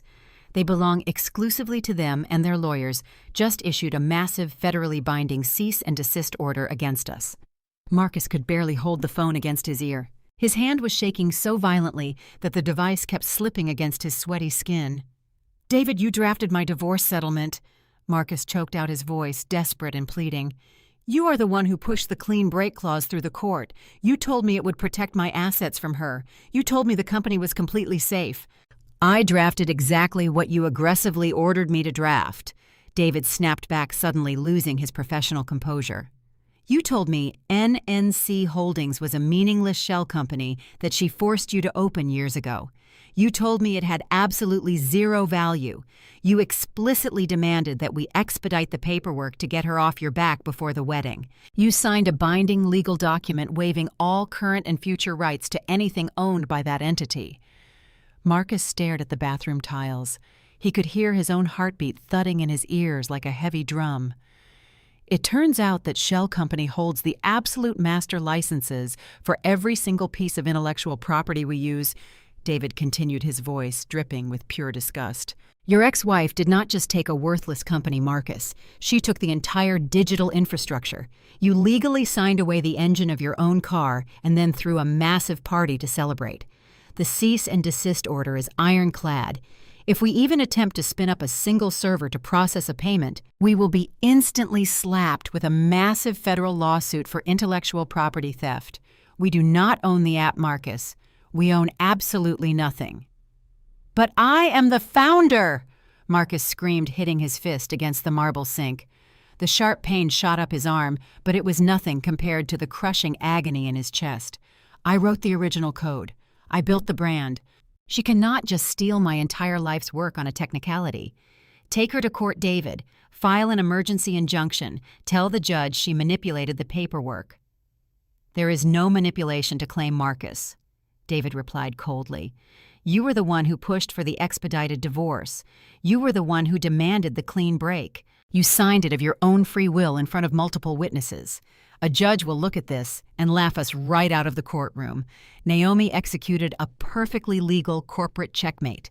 We are completely dead in the water." Before Marcus could scream another desperate command at his legal director, a loud chime echoed from his phone. It was a high-priority text message alert. The sound was usually reserved for banking alerts and emergency server notifications. He pulled the phone away from his ear and looked at the glowing screen. The message was from the managing partner of the Shadow Venture Capital Fund, the same billionaire investor who had shaken Marcus's hand and promised him $50 million just 12 hours ago. Marcus read the text message. The words blurred together at first, but the brutal reality quickly snapped into focus. "Marcus, we have been notified of a catastrophic Level 1 intellectual property dispute regarding your core software. Our automated risk management systems flagged the federal cease and desist order filed against your company this morning, per the strict terms of our preliminary agreement. Any unresolved legal encumbrances result in an immediate termination of our offer. We are officially withdrawing our Series B commitment of $50 million effective immediately. Do not contact this firm again." The glowing screen of the smartphone slowly dimmed and faded to black. The phone slipped completely out of his sweaty hand and crashed loudly onto the hard tile floor. The screen cracked, shattering into dozens of sharp, jagged lines. Marcus could still hear Kevin and David shouting his name through the cracked speaker on the floor, but their voices sounded like they were coming from 1,000,000 miles away. His legs suddenly lost all of their strength. His knees buckled beneath him, and he dropped heavily to the floor of the luxurious airport restroom. He fell to his knees, landing right next to the shattered phone. He could not breathe. He could not form a single rational thought. The massive financial empire he had built his entire identity around was completely gone. The $50 million he had promised to his wealthy guests was gone. The app that was supposed to change the world was gone. And then the absolute worst realization of all hit him like a runaway freight train. He thought about his brother-in-law, Brad. Brad had aggressively liquidated a $5 million trust fund and taken out a second mortgage just to invest in this company. He thought about his mother, Shirley. She had mortgaged the only home she had ever owned to back his supposed tech genius. He had gladly taken their money to fuel his massive ego. They had all invested their entire life savings into a company that was literally worth zero. They had bought shares in a completely empty digital box. Marcus had not just destroyed his own life, he had completely bankrupted his entire family. A sharp, loud knock echoed through the restroom door again. Chloe was standing right outside. "Babe, they are doing the final boarding call for our first-class flight," she yelled, her voice full of cheerful excitement. "The camera is rolling. Come out here so we can show everyone how billionaires travel." Billionaires! Marcus let out a sound that was a sickening mixture of a laugh and a desperate, choking sob. He was kneeling on the floor of a public restroom, completely broke, facing massive federal lawsuits and owing millions of dollars to furious investors. He had literally thrown away the brilliant, loyal woman who had protected him, and he had traded her for a girl who only cared about the camera. He covered his face with his trembling hands and finally let the absolute crushing weight of his arrogance destroy him. "Marcus, if you are going to take all day in there, I am going to the designer boutique across the hall," Chloe shouted through the thick wooden door of the restroom. "I'm not going to just stand out here waiting for you like some ordinary passenger. I need content for the vlog, and my followers want to see me shop." She did not wait for his response. She spun around on her expensive heels and marched directly into the high-end, duty-free luxury store located just steps away from the first-class lounge. She held her camera high, making sure the bright fluorescent lighting of the boutique caught the dazzling sparkle of her new massive diamond ring. She strutted past the glass display cases, pointing out imported silk scarves and expensive perfumes to her thousands of live viewers. "I am thinking we need a new travel bag for the Maldives, guys," Chloe chirped happily into the lens. "Something classic but aggressively expensive. A billionaire wife cannot be seen carrying last season's luggage on her honeymoon." She zeroed in on a rare, limited-edition leather handbag sitting on a velvet pedestal in the center of the store. The price tag attached to the handle clearly read $14,500. Chloe did not even blink. She scooped the heavy bag off the display and carried it confidently to the checkout counter. She placed her smartphone on the glass counter, perfectly angling the camera so her audience could watch her complete the massive purchase. The cashier was a sharply dressed woman who offered a polite customer service smile. She carefully wrapped the designer bag in tissue paper and placed it into a large branded shopping bag. "That will be $14,500 plus tax," the cashier said, tapping the total into the sleek digital register. Chloe pulled Marcus's heavy metal black card from her wallet and handed it over with a deeply arrogant smirk. It was the exclusive corporate account card directly linked to the startup funds. "Swipe it," Chloe said proudly. The cashier took the heavy metal card and inserted it into the chip reader. The machine processed for 3 seconds before letting out a sharp, angry beep. A bright red light flashed across the top of the terminal. The cashier frowned slightly and pulled the card out. "I apologize, madam," the cashier said politely. "It seems the chip reader did not register properly. Let me try swiping the magnetic strip." Chloe let out a loud, dramatic sigh and looked directly into her phone camera. "You guys see this?" she complained, rolling her eyes. "It is so exhausting dealing with outdated technology. Sometimes these systems simply cannot handle the massive limit on a black card." The cashier swiped the card through the side of the machine.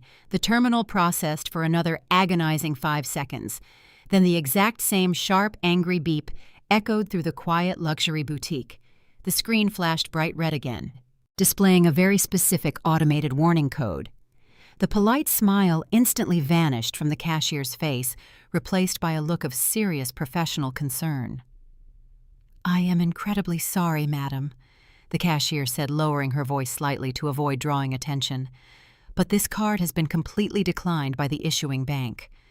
Chloe stopped posing for the camera, her perfectly contoured face twisted into a mask of pure ugly entitlement.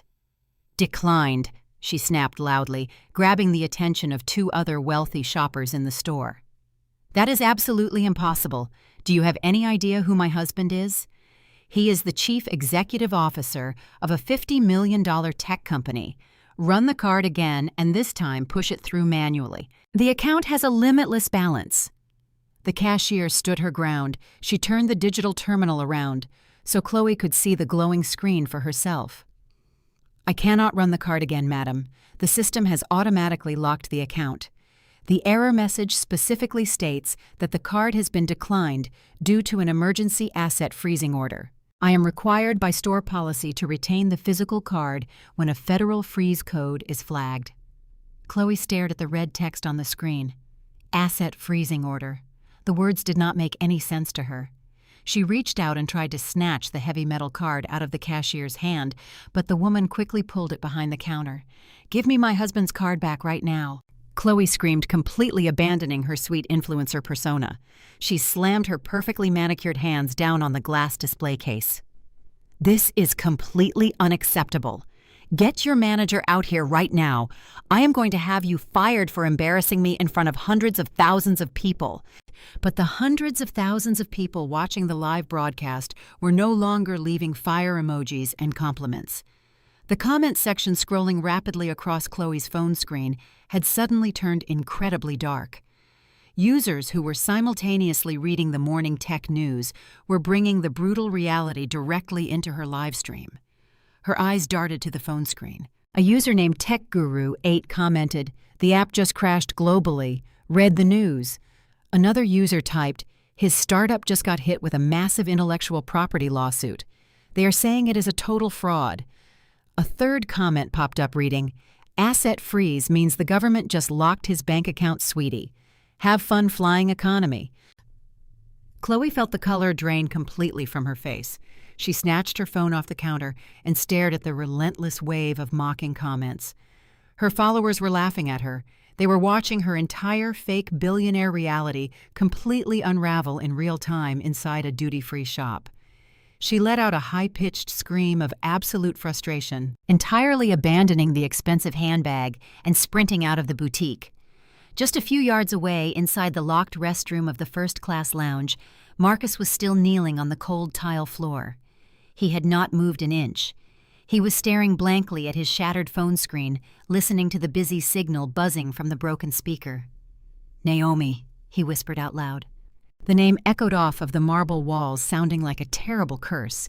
He squeezed his eyes shut, and a vivid memory flashed instantly into his mind. He was sitting at the massive mahogany table in the expensive law firm. He saw his own smug, arrogant face reflecting in the glass. He heard his own voice dripping with cruel mockery as he threw the manila folder across the table. "Take that garbage company as a parting gift, Naomi." He remembered the way she had looked at him. She did not argue. She did not beg him to stay. She simply pulled out her expensive pen and read the clean break clause. She read the exact paragraph that legally stripped him of every single right he had to his own intellectual property. He remembered her beautiful, terrifying smile as she signed her name with a sweeping, elegant flourish. He had forced that garbage company onto her. He had ordered his own highly paid lawyers to expedite the paperwork. He had aggressively demanded the clean break clause to protect his $50 million venture capital deal. He had built the absolute perfect trap designed to completely destroy her. And then he had happily walked right inside and locked the door behind himself. All the blood drained from his face, leaving him looking like a corpse. He was not the victim of a sophisticated corporate hacking scheme. He was not the target of a hostile billionaire takeover. He had literally handed the loaded gun to his ex-wife and begged her to pull the trigger. The restroom door suddenly rattled violently on its hinges. Chloe began pounding on the heavy wood from the outside, screaming at the top of her lungs. "Marcus, open this door right now!" Chloe shrieked, her voice completely hysterical. "The cashier just confiscated your black card. She said your assets are frozen. The internet is saying your company is a massive fraud." Marcus opened the door. Marcus stayed on his knees. He did not answer her.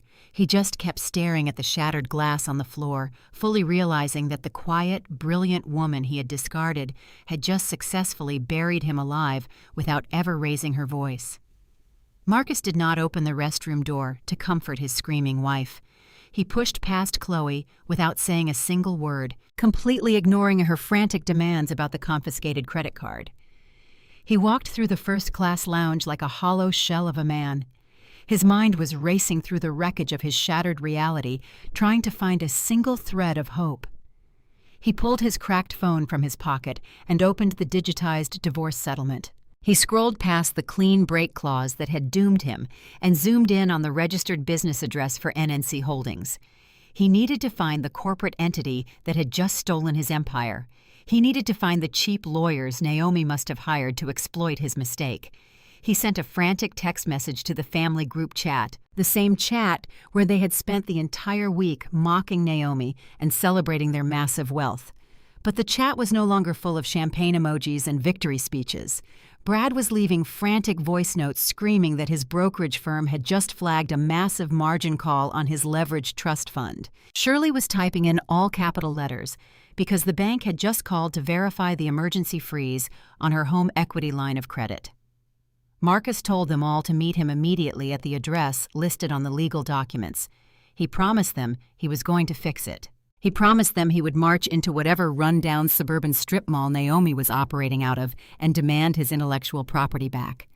2 hours later, a chaotic fleet of rideshare cars pulled up to the curb in the very center of the downtown Atlanta financial district.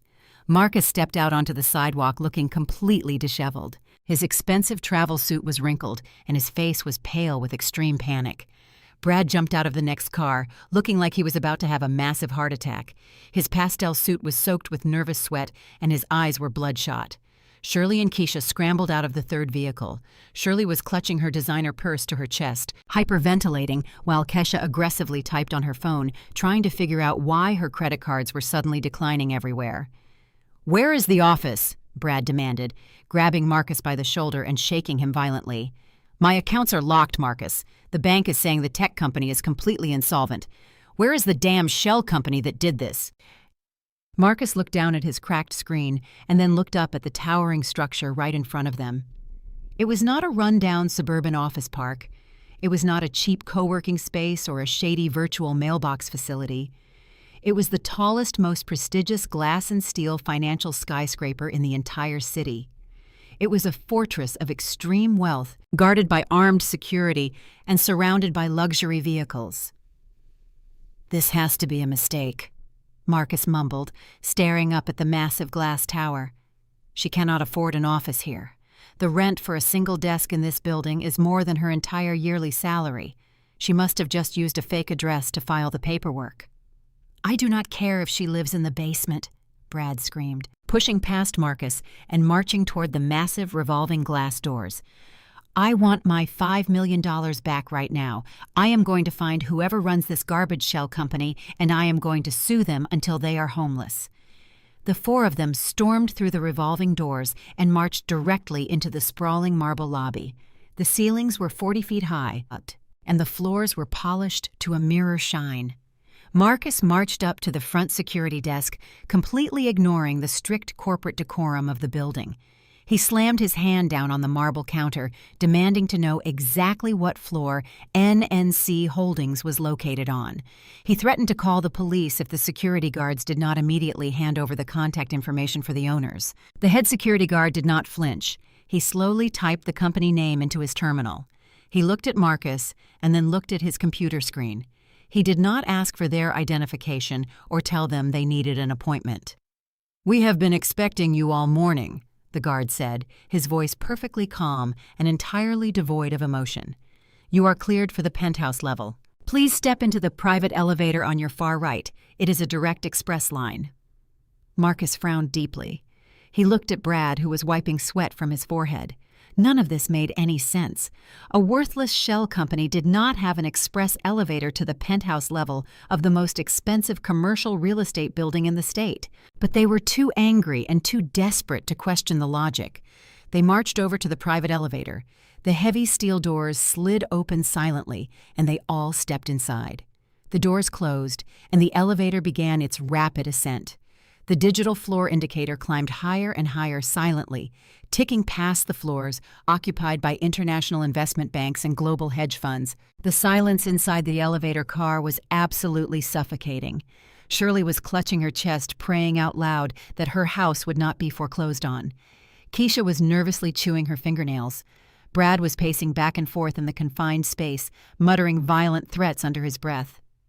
Marcus just stared blankly at the metal doors, trying to convince himself that he was still in control. He was the tech visionary. He was the chief executive officer. Whoever was waiting for them at the top of this building was going to face the full wrath of his brilliant legal team.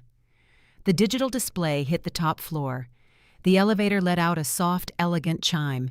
The heavy steel doors slowly slid apart.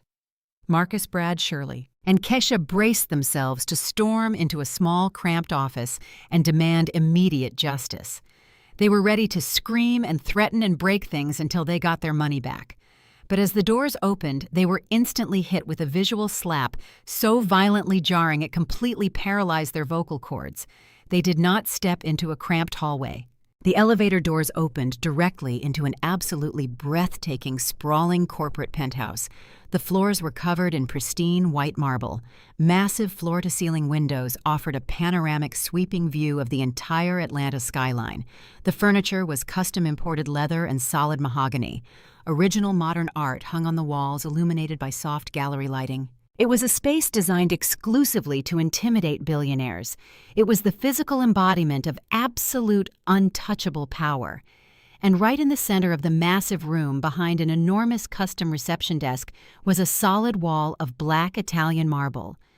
Mounted directly onto the black marble were massive, glowing, gold-plated letters that spelled out a single devastating reality: Naomi and Company, Wealth Management. Marcus felt his entire reality shatter into a million jagged pieces. He stared at the glowing gold letters, completely unable to process what his eyes were showing him. Naomi, it was her name. Not a coincidence, not a mistake. The garbage shell company he had thrown away was the holding entity for a massive wealth management empire. Brad stopped pacing completely, frozen in his tracks. His jaw dropped open as he stared at the sheer, unbelievable wealth surrounding them. Shirley stopped praying. Keisha dropped her phone. The extreme anger and entitlement they had carried into the elevator was instantly crushed into absolute terrified silence. Sitting behind the massive reception desk was Maya. She wore a tailored designer suit and a sharp, unforgiving smile. She looked at the four pathetic, disheveled people standing in her pristine lobby. "Welcome to Naomi and Cody Wealth Management," Maya said, her voice ringing clearly through the massive, silent space. "The chief executive officer will see you now. Please follow me down the hall." Maya led the four of them down a long, wide hallway lined with expensive modern art and custom lighting. The only sound was the sharp, confident clicking of Maya's designer heels against the polished marble floor. Marcus followed her with heavy, dragging footsteps. Brad was breathing so loudly he sounded like a man having an asthma attack, while Shirley and Keisha clung to each other in absolute, terrified silence. Maya reached the massive double doors made of solid, imported oak at the very end of the hallway. She pushed them open effortlessly and stepped aside, gesturing for the family to enter the private office. They slowly walked into the room. The space was absolutely massive. Floor-to-ceiling windows wrapped around the entire corner of the building, offering an unobstructed view of the sprawling city below. I was sitting behind my custom mahogany desk, facing the massive windows, with my back entirely turned to them. I could hear their nervous, shallow breathing echoing in the quiet room. I let them stand there for 10 agonizing seconds, soaking in the undeniable reality of my absolute power. Then I slowly swiveled my heavy leather chair around to face them. If this moment were being filmed, the camera would execute a violent snap zoom directly onto my face. I did not offer them a warm greeting. I did not look angry or bitter. My expression was completely flat, and my eyes were as cold as solid ice. I rested my hands on the polished surface of my desk and looked at the pathetic group of people who had spent the last week actively praying for my total destruction. Marcus stood at the front of the group, looking like a reanimated corpse. His expensive travel suit was a wrinkled mess, and his face was slick with cold sweat. Brad looked completely unhinged, his pastel suit stained with perspiration and his hands shaking violently at his sides. "What is this, Naomi?" Marcus choked out, his voice sounding incredibly small and broken. "What kind of sick game are you playing right now? Turn the servers back on. You are destroying my company." I leaned back in my chair and stared at him with pure, unadulterated pity. "You do not have a company, Marcus," I said, my voice slicing through the silent room like a razor blade. "You have a completely empty digital box, and I am not playing a game. I am simply enforcing the strict legal boundaries that you aggressively demanded." Marcus stepped forward, slamming his hands down on the edge of my desk, just like he had done at the security counter downstairs. "You hijacked my servers," he screamed, a sudden desperate burst of adrenaline flooding his system. "You hacked into my cloud provider and filed a fraudulent intellectual property claim. I wrote that code. I built that brand. You cannot just steal my life's work because you are a bitter, jealous ex-wife. I will have my lawyers bury you under so many federal lawsuits, you will never see the light of day." I did not flinch. I did not raise my voice to match his screaming. I simply opened the top drawer of my desk and pulled out a single manila folder. It was the exact same folder he had thrown at me in the corporate law firm. I tossed it lightly onto the center of my desk. "You really thought you were a self-made genius, did you not, Marcus?" I asked, slowly shaking my head. "You truly believed that you manifested your empire through sheer brilliance and visionary talent. You were so busy doing interviews and attending high society parties that you completely forgot how this company actually started. You forgot about the terrible credit score you had 5 years ago. You forgot about the massive mountain of student debt that prevented any bank from even looking in your direction." Marcus stared at the manila folder, his breathing becoming rapid and shallow. "From day one, I used my own personal wealth to create NNC Holdings." I explained, speaking to him as if he were a slow child. "I used my own pristine credit and my own capital to purchase the absolute rights to your source code before you even registered your startup. I paid the best intellectual property lawyers in the country to lock that code inside my holding company. And then, because I was a supportive wife, I drafted a master licensing agreement. I leased that incredibly valuable software to your shiny public-facing startup for exactly $1 a year." Brad let out a loud gasping sound. He was a financial broker. He understood exactly what a master licensing agreement meant. He understood that a company without proprietary ownership of its core technology was completely worthless. "I did it to help you, Marcus," I continued, keeping my eyes locked dead onto his terrified face. "I leased it to you for $1 a year to help you dodge massive corporate taxes and to strictly limit your personal liability if the startup failed. I protected you from your own incredible financial ignorance. You signed the lease agreement 5 years ago without ever reading the fine print, because you have always been too arrogant to read the boring spreadsheets. You thought NNC was just a garbage shell company because you never bothered to look under the hood of your own supposed empire." Marcus opened his mouth to speak, but absolutely no sound came out. His legs began to tremble violently. "And then you decided you needed to be free," I said, my voice dropping into a deadly quiet whisper. "You decided I was an anchor holding back your greatness. You hired an aggressive legal team, and you demanded a completely clean break. You wanted to make absolutely sure that I could never touch the $50 million your shadow venture capital firm was offering you." I reached out and tapped my manicured fingernail against the thick manila folder. "You forced me to sign that clean break agreement, Marcus. You stood in that expensive conference room and you mocked me. You legally waived all current and future rights to any assets held by my solely owned entities. And because you explicitly demanded that complete separation, you instantly voided the master licensing agreement that allowed your startup to use my software. The heavy silence in the office was absolutely deafening. Shirley let out a quiet, whimpering cry, covering her mouth with her trembling hands. "That means you legally handed 100% of the intellectual property back to its rightful owner," I said, offering him a bright, beautiful, terrifying smile. "You legally returned the servers, the source code, the merchant gateways, and every single patent directly to NNC Holdings. I did not steal your life's work, Marcus. You literally wrapped it up in a legally binding bow and shoved it into my hands because you were too busy planning a massive wedding with a 26-year-old influencer. You built the guillotine, you polished the blade, and then you happily put your own head right on the chopping block and pulled the lever yourself." Marcus slowly collapsed, falling to his knees right in front of my mahogany desk. He looked exactly like he did in the airport restroom. He was a completely broken, shattered man. The arrogant tech chief executive officer was entirely dead, replaced by a weeping, pathetic shell who had just realized the true magnitude of his own colossal stupidity. The heavy silence in the office was broken only by the sound of Marcus gasping for air on the floor. He was clutching the edge of my mahogany desk as if it were a life raft, but he was already completely submerged. Shirley was openly weeping now. She had collapsed into one of the expensive leather guest chairs, sobbing into her hands as she realized her golden child had just destroyed his own life. Keisha stood frozen, like a statue staring at me with wide, terrified eyes. But Brad refused to accept defeat. His entire identity was wrapped up in being the smartest guy in the room. He was a financial broker. His brain was desperately, frantically searching for any possible loophole or any shred of leverage he could use to regain the high ground. He could not accept that a black woman he had relentlessly mocked had just outsmarted him and his beloved tech genius brother-in-law. Brad stepped right over Marcus and marched up to my desk. His pastel suit was completely soaked with nervous sweat, and his face was flushed with a toxic mix of extreme panic and desperate rage. He pointed a trembling finger directly at my face. "You think you won, Naomi?" Brad stammered, his voice shaking violently.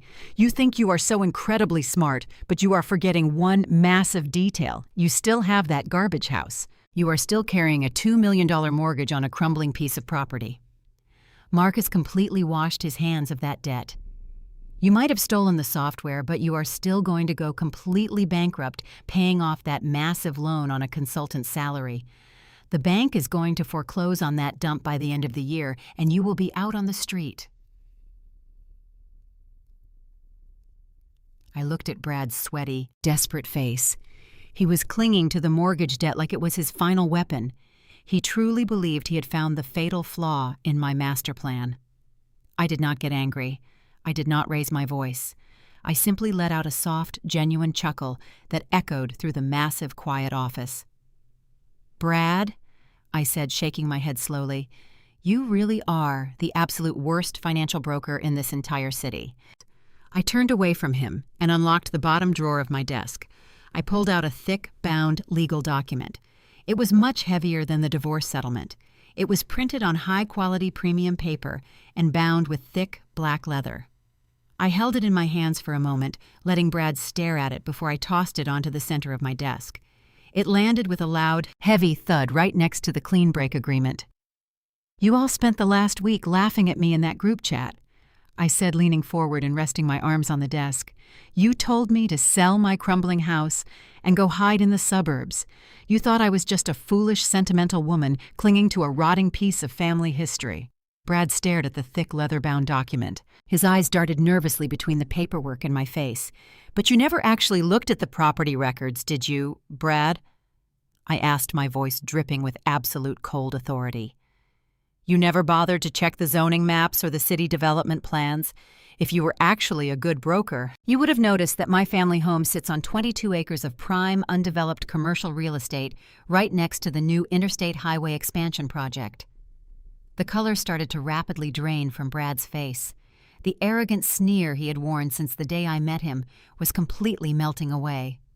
"For the last 2 years, while Marcus was busy attending red carpet events, and you were busy pretending to be a Wall Street titan, I was quietly attending city council meetings," I explained. I hired the best commercial real estate lawyers in Atlanta. I spent months aggressively lobbying the local government to officially rezone that entire acreage from residential to heavy industrial use. I picked up the heavy leather-bound contract and pushed it directly across the desk until it was touching Brad's trembling hands. "That piece of land you all mocked," I said, smiling brightly. "I just sold it to Amazon. They are tearing down the old house next week to build a massive automated fulfillment center. The final purchase price was $25 million in pure cash." Shirley let out a loud, gasping choke from her chair. Keisha actually stumbled backward, hitting the wall of the office. Marcus stopped gasping for air and slowly raised his head, looking at me with absolute sheer horror in his eyes. "The funds cleared into my private accounts yesterday afternoon." I continued driving the final nail perfectly into the coffin. I paid off the $2 million mortgage instantly.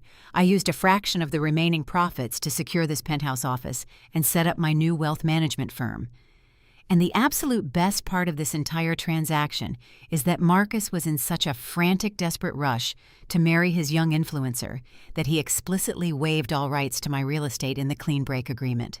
I looked down at Marcus, who was still kneeling on the floor. "Thanks for generously letting me keep the house in the divorce, Marcus," I said, my voice soft but incredibly lethal. It really was an amazing parting gift. Brad stood completely frozen in front of my desk. The financial math was currently processing in his brain with brutal, devastating clarity. He was a broker. He understood numbers better than anyone else in the room. He realized that I owned 100% of the intellectual property that ran the payment application. He realized that I owned $25 million in liquid cash from the Amazon real estate deal. He realized that I was an incredibly wealthy, powerful woman holding all the cards. And then the final, most terrifying calculation hit him. If I owned the software, then the public-facing startup that Marcus managed owned absolutely nothing. The company was completely hollow. It had no assets. It had no proprietary technology. It had no venture capital funding. The startup was legally and practically worth zero. Brad slowly turned his head away from my desk. He looked down at Marcus. Brad had completely liquidated his grandfather's trust fund. He had taken out a massive second mortgage on his own home. He had aggressively bypassed all standard financial safety protocols because he wanted to get rich quickly. He had taken $5 million of his family's money, and he had handed it directly to Marcus just 3 days ago. Brad's eyes were completely bloodshot. The veins in his neck were bulging against his tight pastel collar. His chest was heaving with rapid, aggressive breaths. The realization hit him with the force of a physical explosion. His entire inheritance, his home, and his financial future had just been dumped into a completely empty digital shell. Marcus had sold him $5 million worth of absolutely nothing. Marcus looked up at his brother-in-law. The two men locked eyes. Marcus held his hands up slightly, trying to silently beg for mercy. But there was absolutely no mercy left in that massive, luxurious office. Brad's hands curled into tight, violent fists. The arrogant finance bro was gone, entirely replaced by a desperate, ruined man who had just lost everything he had ever owned. Brad did not hesitate. He lunged forward with a primal, deafening scream, entirely abandoning any remaining shred of his polished corporate persona. He grabbed Marcus by the collar of his expensive travel suit and hauled him forcefully off the marble floor. Before Marcus could even raise his hands to defend himself, Brad pulled his arm back and delivered a brutal, crushing punch directly to his brother-in-law's jaw. The sickening sound of knuckles hitting bone echoed loudly through the luxurious office. Marcus stumbled backward, crashing hard against a heavy leather guest chair and collapsing back onto the floor. But Brad did not let him go. He kept his tight, violent grip on the ruined fabric of the suit, pulling Marcus back up just to violently shake him like a rag doll. "You stole my money!" Brad screamed, thick spit flying from his mouth. "You took $5 million from my family. You took my grandfather's entire trust fund. You took the equity out of my house. I am completely bankrupt, Marcus. My entire life is ruined because I trusted a complete fraud. I am going to kill you." Keisha let out a high-pitched, terrified shriek and scrambled backward, pressing herself flat against the massive glass windows to avoid the violence. But Shirley did not rush forward to protect her precious golden child. The absolute reality of her own financial ruin had finally broken through her massive lifelong delusions. She watched her son bleeding on the floor for exactly 1 second before her legs gave out entirely. She threw herself down onto the cold white marble right in front of my mahogany desk. Shirley began to wail. It was a loud, agonizing sound of absolute despair. She crawled forward and desperately tried to reach for my hand across the polished wood, but I slowly pulled my chair back, completely out of her reach. "Naomi, please," she sobbed, heavy tears streaming down her wrinkled face and ruining her expensive makeup. "You have to help me. You have $25 million, Naomi. You are so incredibly rich now. Please buy my house back from the bank. Do not let them throw me out onto the street. I am an old woman. You used to love me like a daughter loves a mother. Please forgive us for everything we said." I looked down at the woman who had aggressively dragged her luxury suitcases across my hardwood floors just last week. The same woman who had told me I was not fit for high society and mocked me for burying my nose in boring spreadsheets. I did not feel a single drop of sympathy. I sat perfectly still in my heavy leather chair and watched the pathetic wolves violently turn on each other inside my pristine office. "You made your bet, Shirley," I said, my voice completely devoid of any emotion. "You bet the roof over your head on a man who could not even be bothered to read his own legal contracts. The bank will take your house, and I will not spend a single penny to stop them." Suddenly, a sharp, piercing ringtone cut through the chaotic sound of Shirley's desperate sobbing and Brad's violent screaming. It was coming from the pocket of Marcus's ruined suit jacket. Marcus was bleeding heavily from his split lip and gasping for air as Brad held him by the throat. With trembling, bloody fingers, Marcus pulled out his shattered smartphone and clumsily swiped the cracked screen to accept the call. He did not even have the chance to hold the device up to his ear before Chloe's hysterical shrieking blasted through the damaged speaker for everyone in the room to hear. "Marcus, you absolute pathetic liar!" Chloe screamed, her voice vibrating with pure rage. "The cashier at the duty-free shop just publicly humiliated me. My credit card was declined and confiscated. The federal authorities are already releasing statements about your massive asset freeze. My entire comment section is laughing at me. Every single tech blog is calling you a convicted fraudster and a massive scam artist." "Chloe, please just listen to me," Marcus begged, his voice cracking pathetically as he tried to pry Brad's hands off his neck. "I can fix this. I just need to talk to the lawyers." "Do not tell me to listen to you," Chloe shrieked at the top of her lungs. "My publicist just dropped me. My brand deals are completely canceling my contracts. I am not getting on that plane to the Maldives. I am not spending another second pretending to be your loyal wife." I already called my own attorney from the airport lounge. "We are filing for an emergency annulment immediately. I refuse to be legally tied to a broke criminal. Do not ever contact me again." The line went completely dead. The sharp electronic dial tone filled the room, serving as the final, devastating soundtrack to his absolute destruction. Marcus dropped the cracked phone onto the marble floor. He had no money. He had no company. He had no wife. And he was currently trapped in a room with a violent brother-in-law who wanted to destroy him and a mother who was begging his ex-wife for spare change. The dial tone rang out like a flatline on a heart monitor. Brad stared at Marcus with his fists still tightly clenched, but the fight had completely drained out of him. He was not a violent man by nature. He was just a pathetic coward who had finally realized he had lost everything. He let go of Marcus's ruined collar and backed away. His hands were shaking so violently he had to shove them deep into his pockets. Shirley continued to wail against the cold marble floor. Her desperate tears left wet streaks across the pristine stone. Keisha was hyperventilating by the windows, furiously tapping on her phone screen and watching her banking application display massive negative balances in real time. I watched the chaotic display of their absolute ruin without blinking a single time. I did not feel a sudden rush of triumphant joy. I did not feel the need to stand up and scream or gloat over their misery. True power does not need to raise its voice. True power simply observes the consequences of its own flawless execution. I reached across my polished mahogany desk and pressed the silver button on my secure intercom system. "Maya," My voice carried crisply through the speaker, completely cutting through the loud sobbing echoing in the room. Please have security come up to the penthouse immediately and escort these people out of my office. Make sure they use the freight elevator on the way down. I have an important portfolio meeting with some billionaires at 3 o'clock, and I absolutely cannot have this tragic mess ruining the aesthetic of my lobby. Yes, boss. Maya replied instantly, her voice dripping with cool, professional satisfaction. Security is already at your door. Less than 5 seconds later, the heavy oak double doors swung open. 4 large men in immaculate black suits stepped into the room. They did not ask questions, and they did not hesitate. They moved with swift, silent efficiency. 2 of the guards grabbed Brad by the arms and marched him toward the exit. He did not fight back. He just stared blankly ahead, completely paralyzed by his massive financial failure. Another guard gently but firmly pulled Shirley off the floor. She tried to reach out to me one last time, screaming my name, but the guard expertly guided her out into the hallway. Keisha followed close behind them, keeping her head bowed in absolute shame. Marcus was the last one left. He slowly picked himself up off the floor. His split lip was still bleeding, and his expensive tailored suit was completely destroyed.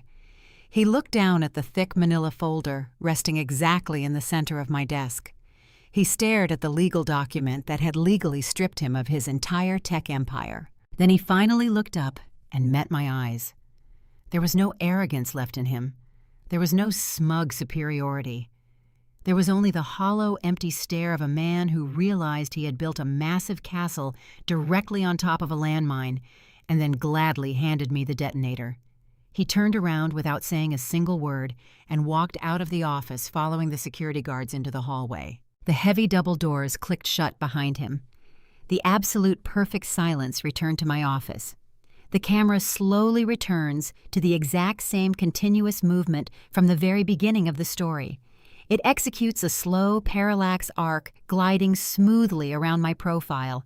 I stood up from my heavy leather chair and walked slowly over to the massive floor-to-ceiling windows. I picked up a fresh glass of dark red wine that Maya had quietly left on the side table. I took a slow, deliberate sip, letting the rich, bitter flavor coat my tongue. I looked down at the tiny cars crawling through the busy downtown Atlanta traffic.